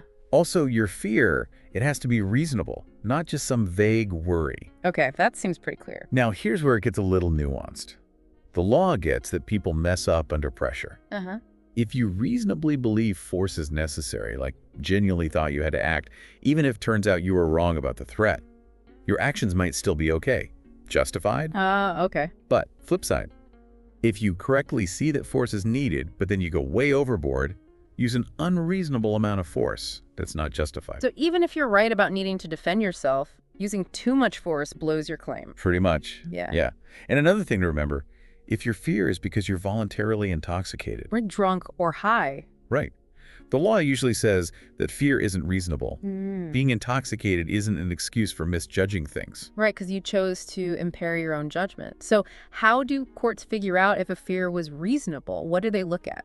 Well, they look at the whole situation. The physical stuff, size, strength, of everyone involved. What you knew about the other person, did they have a violent reputation? And also your own past experiences, things that might shape how you see a threat. It sounds like they really try to get inside your head, but also look at it from the outside. They do. And the fear has to be real fear, not like hypothetical. So for example, say you pull a prank on a friend, you break into their house with an axe, just joking around. Okay, bad idea. Terrible idea. And your friend, genuinely terrified, uses deadly force against you. You can't then claim self-defense, even though you didn't mean harm. Your actions caused their reasonable fear. Wow. Okay, so real fear, reasonable fear against an unlawful act. What about the timing? Does it have to be happening right then and there? Yes. The harm has to be imminent. Imminent. Meaning right now or about to happen immediately. You can't use force as payback for something that happened last week or to stop a threat you think might happen next year. Imminence, that's often a big question for the jury. Was the danger so close, so immediate, there was no other choice? No time to run, no time to call the police. So I can't attack Bob today because he threatened me last Tuesday. Correct. And also, the force has to be necessary. Even if harm is imminent, if there's a perfectly safe way to just avoid the whole thing, force isn't justified. Okay. And then there's the how much part proportionality. Right. You can't go nuclear. Exactly. You can't use deadly force against non-deadly force. Someone shoves you, you generally can't pull out a gun. Right. But if you are facing a threat of death or serious bodily injury, then using deadly force can be justified. The key is proportionality. The force you use should be enough to neutralize the threat you're facing, not more. Okay. So what if, you're the one who kind of started the whole mess, the aggressor? Can you claim self-defense? Generally, no. If you're the initial aggressor, and that means more than just, like, trash talk, actual physical aggression, usually you pretty much lose your right to claim self-defense. Are there any exceptions, like, at all? Yes. There's a limited one. Say you start a fight with non-deadly force, just pushing or shoving, and the other person suddenly escalates things massively, pulls a knife, threatens deadly force. Okay. You might regain the right to defend yourself against that specific deadly threat, but only to stop their attack. You can't then chase them down once the immediate danger's over. And the Castle Doctrine, which we'll get to, usually doesn't help initial aggressors either. Okay, so let's recap the common law on non-deadly force real quick. Usually no duty to run away. You need a real fear, and it has to be reasonable. Fear of unlawful force that's imminent. Force has to be necessary and proportional. And if you started it, you're usually out of luck. That's a solid summary. Now this stuff, It gets even more complicated in certain situations. Like, think about domestic abuse cases where a battered woman ends up killing her abuser. Right, those are incredibly difficult cases. How does the law handle those? Well, the legal system often talks about confrontational versus non-confrontational homicides. What's the difference there? Confrontational is, like, during an act of assault, or right when one's clearly about to start. Those usually fit more neatly into the standard self-defense analysis we just talked about. Okay. Non-confrontational is when it happens during a quiet period, a lull. Maybe the abuser is even asleep. That sounds like a much harder argument for self-defense. The imminent threat part seems tricky there. It is trickier, absolutely.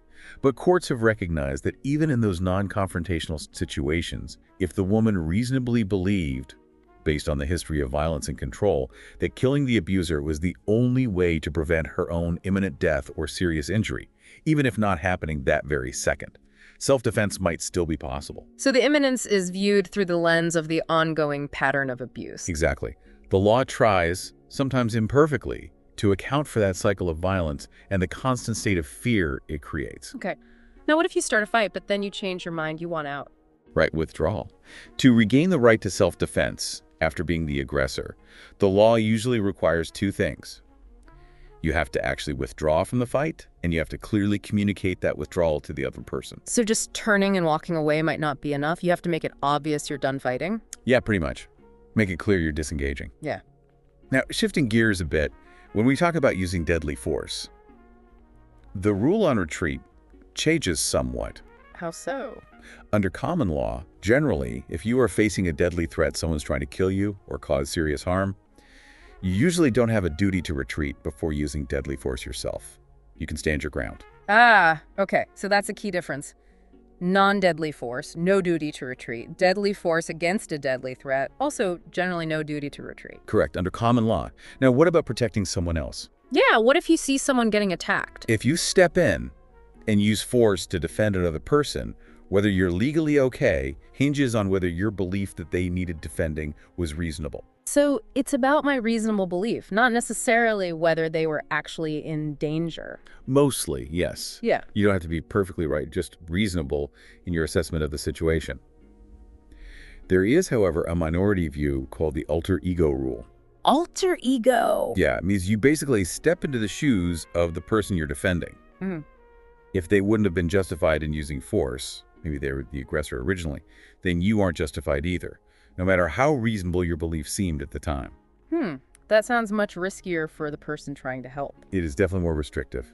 And one last common law concept, imperfect self-defense. Imperfect. Yeah, this applies typically in homicide cases. If you killed someone based on an actual genuine belief that you needed to use deadly force, but that belief was unreasonable. So you really thought you had to, but a normal person wouldn't have. Exactly. It doesn't completely excuse the killing, but it can knock the charge down from murder to, say, manslaughter. It recognizes the genuine fear, just not the reasonableness of it. Okay, so it mitigates the crime because the fear was real, even if mistaken. Precisely. Now, should we maybe shift over and see how the Model Penal Code, the MPC, handles some of this stuff? It's influential, even if not every state follows it exactly. Yeah, definitely. What are the big differences with the MPC approach? Well, one key thing is how it defines reasonableness. The MPC looks at it from the perspective of a person in the actor's situation. In the actor's situation. It's a bit more subjective. A bit more, yeah. It lets the jury consider more of the circumstances surrounding the person acting. But it specifically says you don't include purely personal characteristics, like if someone is just unusually timid or aggressive, in that reasonable person analysis. Okay, so it tries to find a balance, more context than the purely objective view, but doesn't let individual quirks become an excuse. Right. And another big difference, under the MPC, imperfect self-defense isn't just for homicide. It can apply to any crime. If you acted based on a real but unreasonable fear or belief about the need for force, it acts as a partial defense. Your level of guilt might depend on whether your unreasonable belief was reckless or just negligent. Interesting. What about retreat? Does the MPC agree with the common law about not needing to retreat before deadly force? No, that's a major difference. The MPC generally requires you to retreat before using deadly force if you can do so with complete safety. Ah, so the NPC puts a stronger emphasis on avoiding deadly conflict if possible. Exactly. There's still an exception. The castle doctrine usually no duty to retreat in your own home, but the general rule is retreat if safe. And even in the home, the force still has to be proportional and usually requires something like attempted forced entry. Okay, that's a big divergence. What about the initial aggressor stuff under NPC? It's pretty similar to common law there. If an initial aggressor used only non-deadly force and the victim escalates to deadly force, the initial aggressor can regain the right to self-defense against that deadly force. Okay, that seems consistent. Yeah.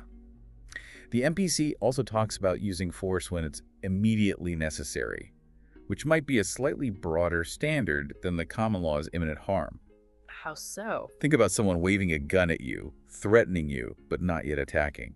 Under the NPC, force might be justified then because it's immediately necessary to prevent the threatened harm, even if the attack itself isn't quite imminent in the strictest sense.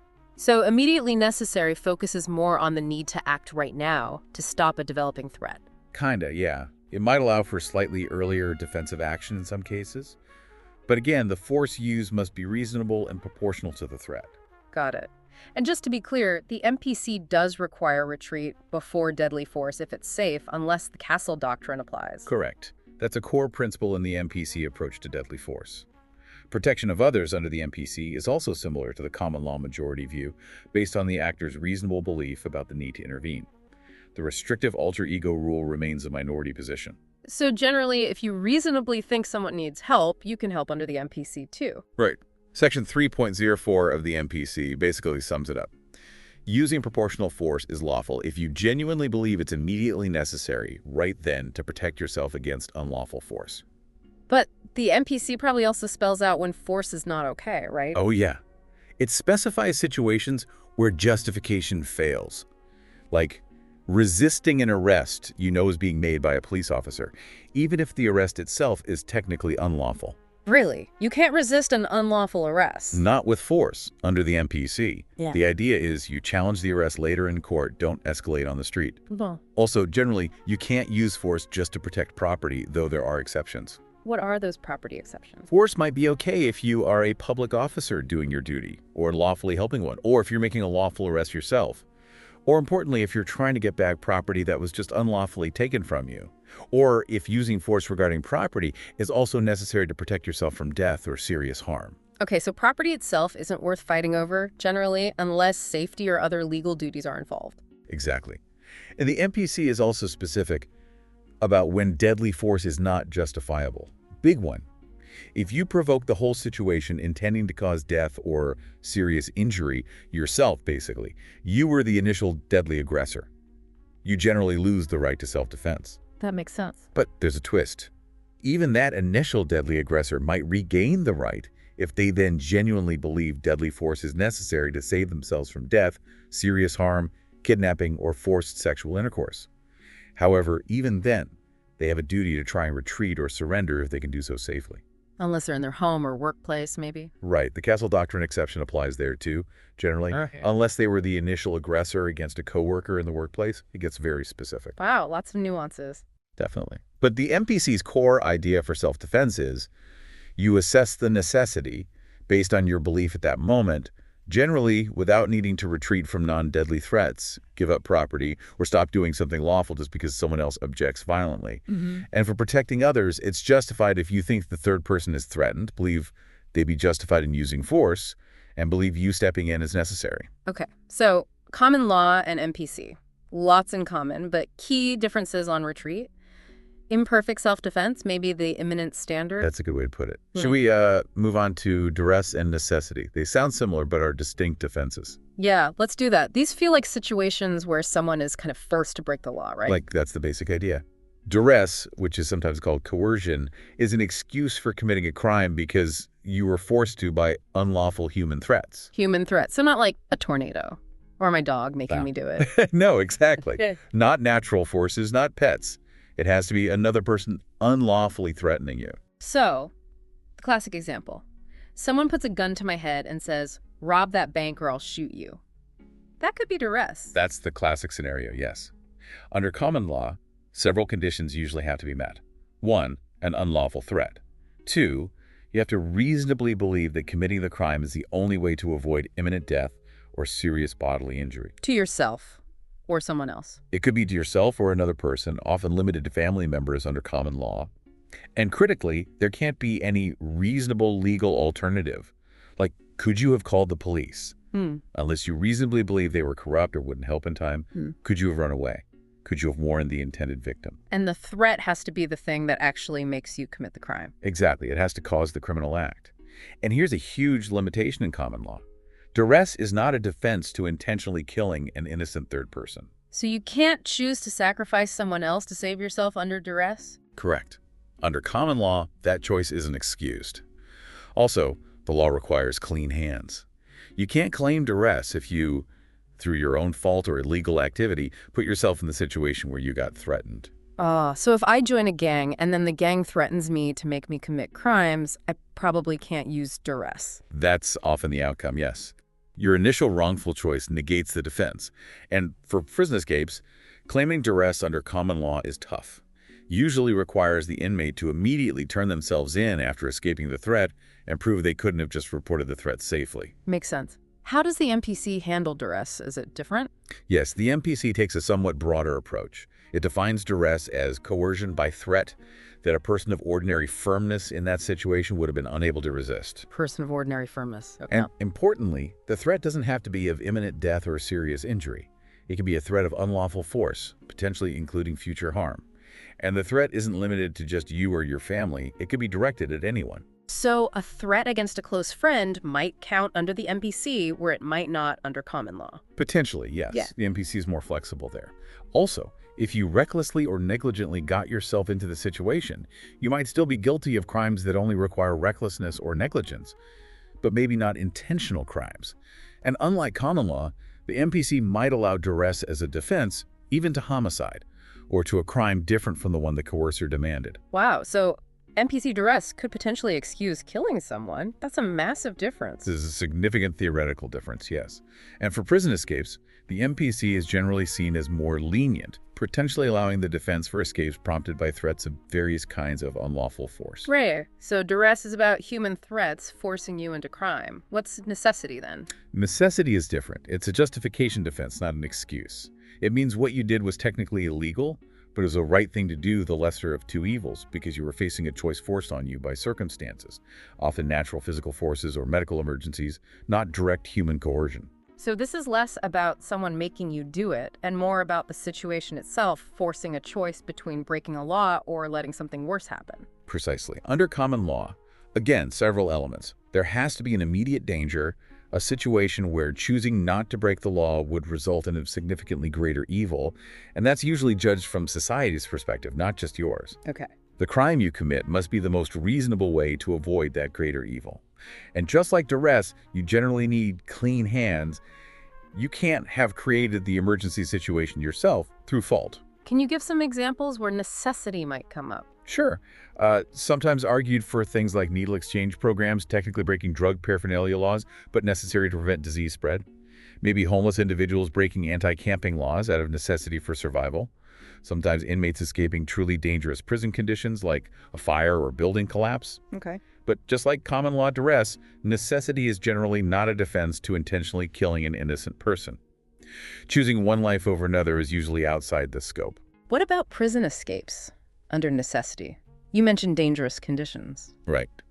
Under common law, it's sometimes allowed if the escape is specifically to avoid a threatened sexual or physical assault that is not happening right that second, but is imminent.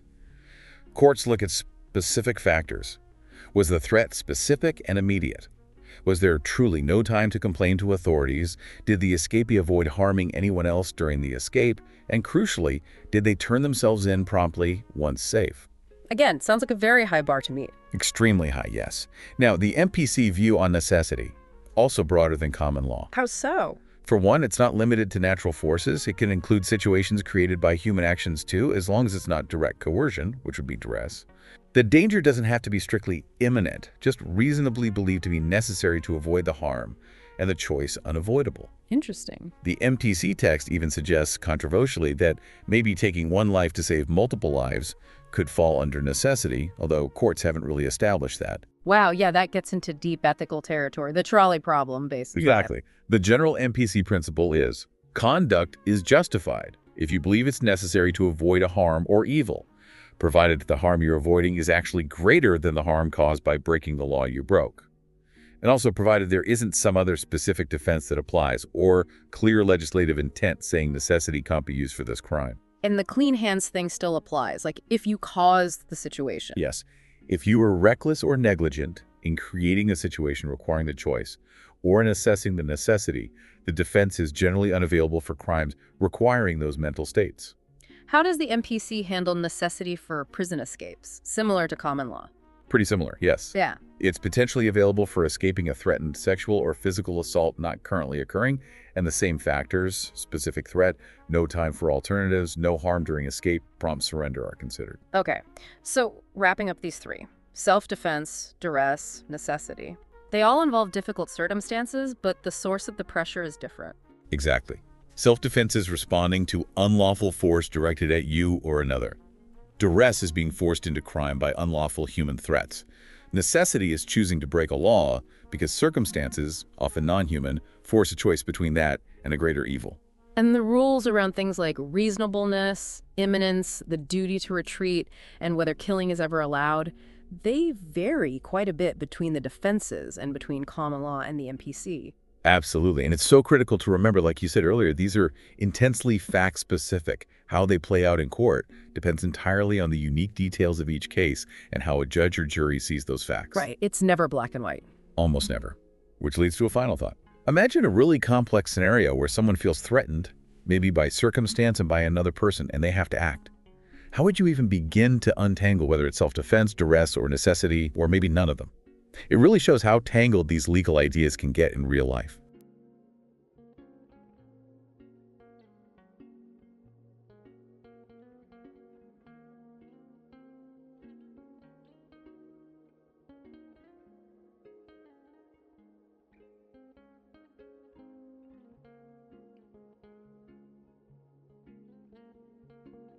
Welcome to the Deep Dive. Today we're tackling a fascinating and, let's be honest, sometimes head-scratching area of the law. What happens when property goes missing? And, maybe more complexly, when the person accused might not have been entirely of sound mind. Exactly. You're here because you want to get smart on complex subjects quickly and thoroughly, and that's absolutely our aim in this deep dive. Yeah, we'll be using some pretty detailed legal excerpts here. They cover various property offenses and also the legal frameworks around using insanity as a defense. Right. So our mission really is to pull out the crucial bits, give you a clear, structured understanding, maybe even with some surprising angles, hopefully without drowning you in legal jargon. Okay, sounds good. Let's start with something fundamental in property crimes. Control. It's more than just who bought it, isn't it? Oh, absolutely. Much more nuanced.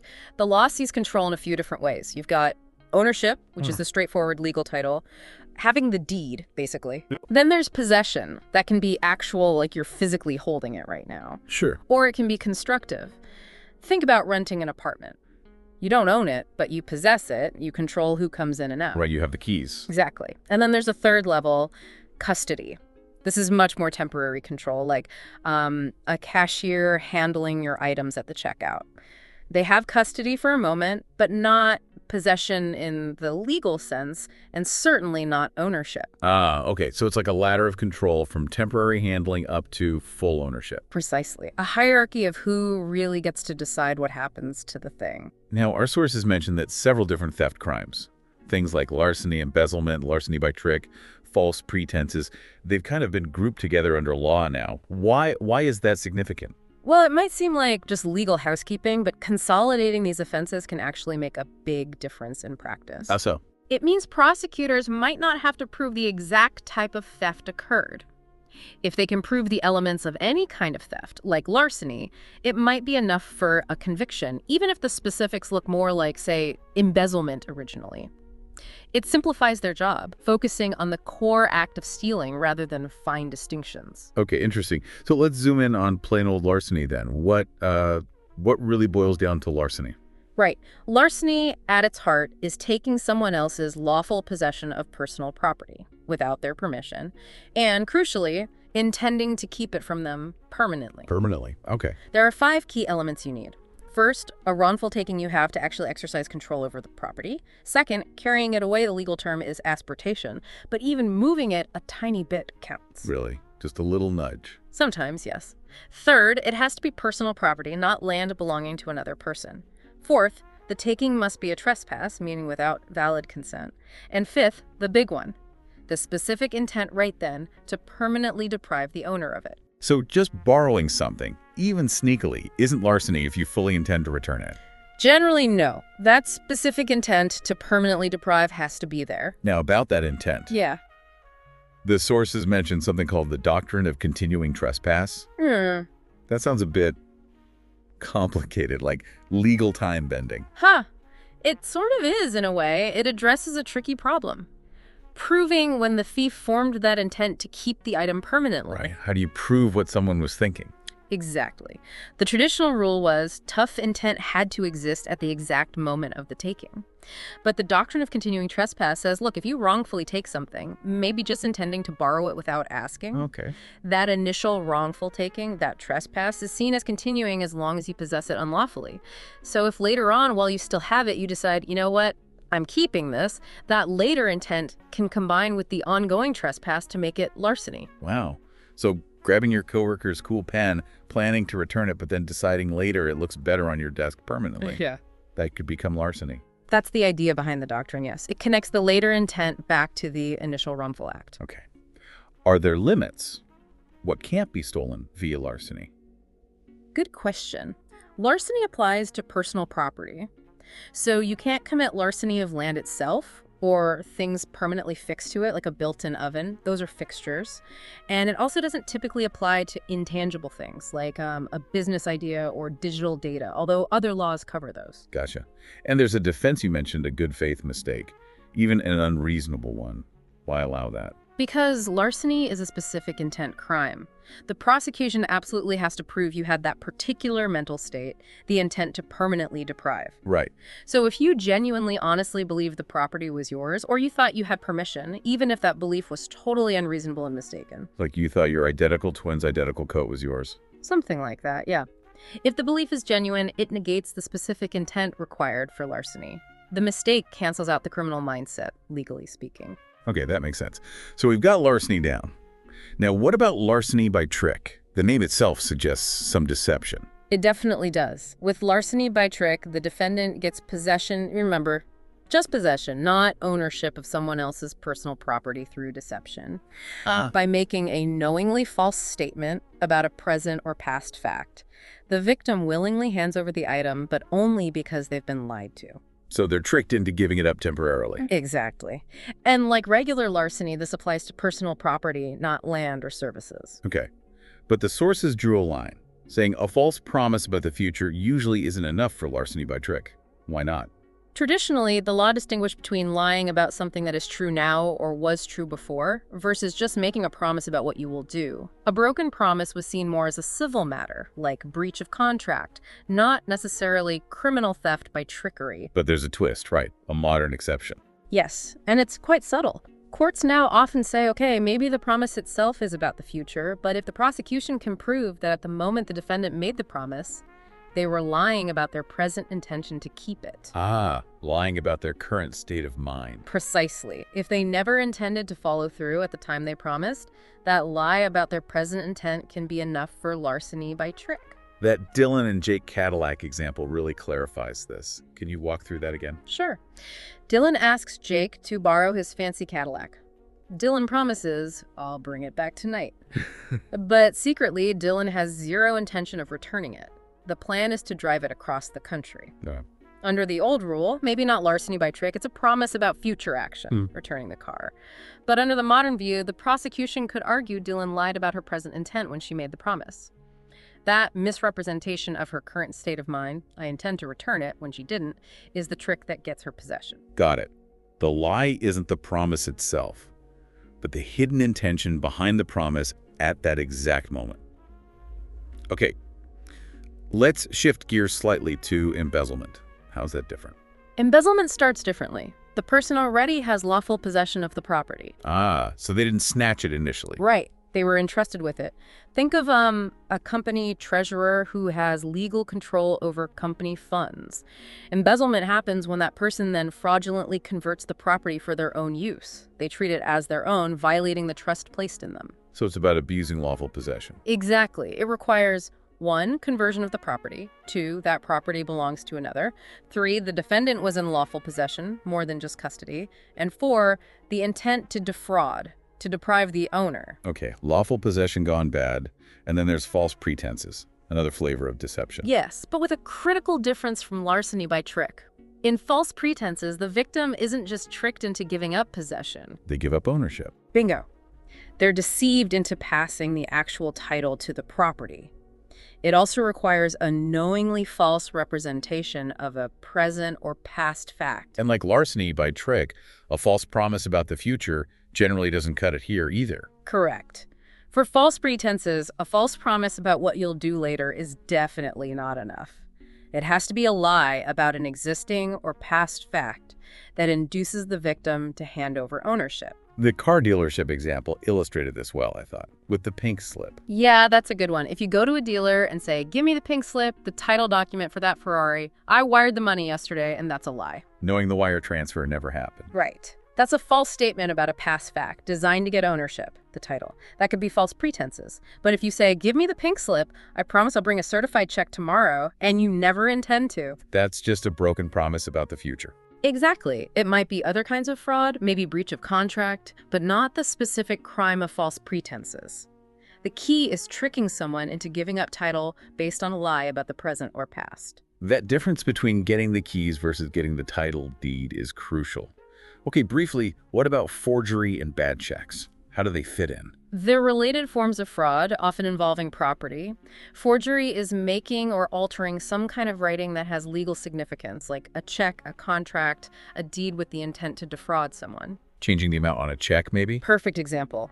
Or forging a signature. Yeah. Writing bad checks is more specific. It involves, 1, writing a check knowing you don't have enough funds to cover it, and 2, doing so with the intent to defraud, meaning you're trying to trick the recipient into accepting it as real payment. So it's not just bouncing a check by accident. No, the intent to defraud is key. Our sources note that simply having bad accounting skills, if you genuinely didn't realize the funds weren't there or didn't intend to cheat anyone, could potentially be a defense. It negates the required criminal intent. Right, I got to prove they meant to rip someone off. Yeah. Now, the Model Penal Code, the MPC, tries to simplify all this theft stuff, right? How does it work? Yeah, the MTC aims for simplification. It largely lumps larceny, embezzlement, false pretenses, and similar crimes under one big category: theft. Just theft. Pretty much. And then it grades the seriousness, usually based on the value of what was stolen. Makes sense. So generally, it's a felony third-degree theft if the value is over a certain amount, say $500, or if it involves specific things like cars, firearms, boats, or if the thief is basically fencing stolen goods. And if it's less? Then it's usually a misdemeanor. Although, if it's a really small amount, like under $50, and it didn't involve threats or taking it right off someone's person or abusing a trust, it might even be just a petty misdemeanor. So value is key. But how you steal still matters a bit for the really minor stuff. Exactly. And if you steal multiple items as part of one scheme, they usually add up the total value to determine the grade. Okay. Does the MPC offer any specific defenses, situations where taking something isn't theft? It does. It lays out some affirmative defenses, like if you honestly didn't know the property belonged to someone else, or if you had an honest, even if mistaken belief, you had a right to take it, a claim of right. Similar to the larceny mistake defense. Yes. Or, interestingly, if you take property that's clearly for sale, intending to pay for it promptly, and reasonably believing the owner would consent, like maybe taking a newspaper from a stand intending to pay later when the owner arrives. Practical. What about theft between spouses? That seems like a tricky area. Very tricky. The MPC generally says being married to the victim isn't a defense to theft. You can steal from your spouse. Okay. However, there's a specific exception for misappropriating household goods, personal effects, or other property that both spouses normally have access to. In that specific context, it only becomes theft if the taking happens after the couple has separated and stopped living together. Ah, so it acknowledges the shared nature of things during the marriage. Right. It reflects the reality of shared lives and property before a formal separation. Okay, let's move up the seriousness scale to robbery. The sources called it larceny by assault. That sounds much more forceful. It absolutely is. Robbery is a major step up, usually a felony, and it's a general intent crime. Common law defines it as taking personal property from someone's person or their immediate presence. What counts as presence? It means close proximity and control, so not just from their pocket, but maybe a bag sitting right next to them on a bench. Close enough that they could have prevented the taking if not for the violence or threat. Okay. And that's the key difference. The taking must be accomplished by force enough to overcome resistance or intimidation, putting the victim in fear of immediate bodily harm. Plus, you still need the intent to permanently deprive. So it's larceny plus violence or the threat of it. That's the core of it. Without the force or fear, it's larceny. And many places also criminalize attempted robbery. Are there worse versions of robbery? Yes, aggravated robbery, that usually involves things like using a deadly weapon, causing serious injury, or having an accomplice present. Got it. Okay, last property crime on our list. Burglary. What defines that? It's not just breaking in, is it? No, common law burglary is very specific. It requires, 1, a breaking. This doesn't have to be smashing something, opening a closed window, or door counts. Even getting in by trickery, constructive breaking, can qualify. Like pretending to be a delivery person. Exactly. 2, an entering. Any part of the body crossing the threshold, or even just a tool used for the crime going inside, counts. 3, it has to be a dwelling where someone lives. 4, it has to be at night. Wow, really specific. Very. And 5, the crucial mental element. At the time of breaking and entering, you must have the intent to commit a felony or larceny inside. So you have to plan the next crime before you even go in. Yes. If you break in just to get out of the rain and only then decide to steal something, that's not common law burglary because the intent wasn't there at the moment of entry. It might be trespass and larceny, but not burglary. And the crime you intend to commit inside can't just be trespassing, right? Correct. It has to be a separate felony, like assault, rape, arson, or larceny. Trespassing is inherent in the breaking and entering. It can't be the underlying intended crime for burglary itself. Okay, a very particular set of elements. Right. Let's switch gears completely now. Let's talk about the insanity defense. This comes up a lot in movies, but what's the real legal deal? It's a really complex area. The insanity defense is fundamentally an excuse. It argues that even if the person committed the physical act, they shouldn't be held criminally responsible because of their mental state at the time of the crime. Now, if their current state. No, that's competency. We need to distinguish those. But first, the procedural side of insanity is important. Who has to prove it? In most states, the defendant has to prove they were insane, usually by a preponderance of the evidence, basically, more likely than not. Okay. But in a minority of places, the prosecution has to prove the defendant was sane beyond a reasonable doubt, and federal courts often use a standard called clear and convincing evidence for the defendant to prove insanity, so it varies. Right. And you mentioned the crucial difference between competency and insanity. People mix those up all the time. They really do. Competency is about the defendant's mental state now, at the time of the trial. Can they understand the charges? Can they assist their lawyer in their defense? If they can't, what happens? If found incompetent, the trial stops. It's paused until they regain competency, maybe through treatment. Incompetency doesn't excuse the crime, it just delays the legal process. But insanity looks back in time. Exactly. Insanity focuses on the defendant's mental state when the crime occurred. If the defense is successful, it can lead to an acquittal not guilty by reason of insanity, though that often means commitment to a psychiatric facility, not walking free. Okay. The sources also talk about disease versus defect of the mind. What's the difference legally? Generally, a mental disease is seen as something potentially curable or manageable, maybe like severe depression or schizophrenia that responds to treatment. A defect is usually considered a more permanent, perhaps developmental condition like an intellectual disability. Does the law exclude any conditions? Yes, and this is a really important point. Most legal tests specifically exclude conditions where the main symptom is just repeated criminal or antisocial behavior. Like psychopathy or sociopathy? Exactly. The law generally says just having an antisocial personality, a tendency towards crime, isn't itself a basis for an insanity defense. The defense requires an underlying disease or defect that significantly impacts cognitive ability or control, not just a predisposition to bad acts. That seems like a critical distinction the law tries to make. Okay. Okay, let's dig into the tests courts actually use. The big one seems to be the Knighton rule. Knighton is definitely the most common test, the majority rule in the U.S. It's fundamentally a cognitive test. It asks, did the defendant, because of a mental disease or defect, understand the nature and quality of the act they were doing? Like, did they know they were firing a gun? Yes, that kind of basic understanding. Or, if they did understand the physical act, did they know that the act was wrong? Wrong according to whom? Themselves or society? Generally wrong, according to societal standards. Could they appreciate that what they were doing violated the law and accepted moral codes? Knighton focuses almost entirely on knowing and understanding. The John example with the paranoid delusions about his neighbor helps here. Could you run through that again? Sure. John has severe paranoid schizophrenia. He attacks his neighbor because he genuinely, delusionally believes the neighbor is an enemy agent about to harm him. Okay. Under McKnighton, you ask, did John understand the nature and quality of his act? Maybe not. He thought it was self-defense, not an assault. Or did he know the act was wrong? Again, maybe not in his delusional state. He believed it was necessary and justified. If the jury believes his mental illness prevented either understanding, he could be found not guilty by reason of insanity under McKnighton. And the sources mentioned a divot command, God telling someone to do something. Yes, that can sometimes be considered under the knowing it was wrong part. If someone truly believes they are acting under a direct command from God, that delusion might prevent them from appreciating that the act is considered wrong by society. It's evidence potentially supporting an insanity claim under McKnighton. So McKnighton is all about knowing and understanding. What about the minority tests? Do they look at something different? They do. They often add a volitional component looking at self-control. The irresistible impulse test is one. Irresistible impulse. Yeah. It asks if the defendant, due to mental illness, lacked the capacity for self-control and free choice. Could they stop themselves? Even if they knew the act was wrong, unlike Knighton, were they simply unable to refrain from doing it because the mental illness compelled them? So it adds a control element Knighton lacks. Exactly.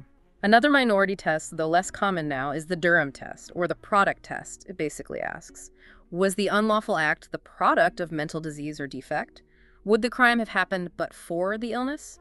This is quite broad and has been criticized for being hard to apply. Okay, so different angles. Knowing versus controlling versus being a product of illness. How does the Model Penal Code, MPC test, fit in? The MPC tries to bridge the gap, incorporating both cognitive and volitional aspects.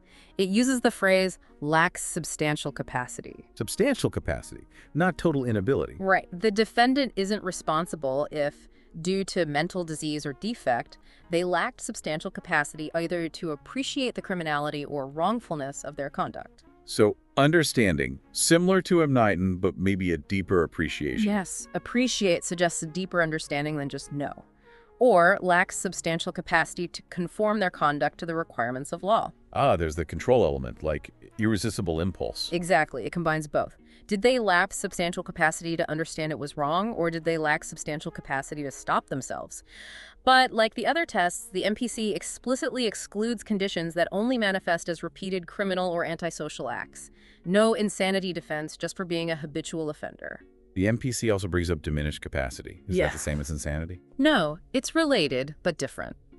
Diminished capacity isn't a full defense leading to acquittal. It argues that while the defendant might not meet the full insanity standard, their mental disease or defect did prevent them from forming the specific mental state required for a particular crime. Like the specific intent for murder. Precisely. Evidence of diminished capacity might show they couldn't form the intent needed for first-degree murder, potentially leading to a conviction for a lesser offense, like manslaughter. It's about partial responsibility. The MPC says evidence of mental issues is generally admissible whenever it's relevant to the defendant's state of mind for any element of the crime. Okay. And the Sarah example with schizophrenia and arson illustrates the MPC insanity test. Yes. Sarah has schizophrenia, experiences powerful delusions, and sets fire to her neighbor's house believing it contains government surveillance equipment spying on her. Okay, a clear delusion. Under the MPC test, you'd ask, did she lack substantial capacity to appreciate the wrongfulness? Maybe. Her delusion made her think it was a necessary act of self-defense. Or did she lack substantial capacity to conform her conduct to the law? perhaps her illness and delusions were so overwhelming she couldn't control the impulse to act on them. If either is met due to her schizophrenia, she could be found not guilty by reason of insanity under the MPC. And the source connected lack of empathy to appreciating wrongfulness. Yeah, an interesting point. It suggests that a profound inability to feel empathy, perhaps stemming from a mental condition, might impact someone's substantial capacity to truly appreciate the harmfulness and wrongfulness of their actions towards others. So the MPC seemed like a more nuanced approach, blending understanding and control. Wow, we've covered a lot of ground here. From the nitty-gritty of property crimes. Yeah, defining control, possession, title, distinguishing larceny from embezzlement, from false pretenses. All the way to the really deep, complex legal tests for insanity. Not irresistible impulse, MPC. We've really seen how the law tries, sometimes clumsily, sometimes quite elegantly, to define these concepts. Control over things, control over oneself, essentially. And how intent, that mental state, is just so critical in almost all of these areas. It is striking, isn't it? How the legal system builds these detailed frameworks to grapple with intent, with mental states, trying to apply rules to the complexities of human behavior and mental health. Absolutely. This deep dive, I think, shows that ongoing effort to balance clear rules with the messy realities of property disputes, and even more so the human mind when it's affected by illness. It's about finding frameworks that aim for justice but also acknowledge these deep complexities. So thinking about all these different insanity tests, we discussed the cognitive focus of Mnatin, the control aspect of irresistible impulse, the combined approach of the MPC. It really makes you consider, what are the inherent difficulties, the real challenges, in deciding criminal responsibility when mental illness is involved? How do these different legal rules, with their different focuses, try to walk that tightrope between justice for victims, accountability for actions, compassion for the mentally ill, and of course, keeping the public safe? It's certainly something to think about. Thanks for joining us for this deep dive.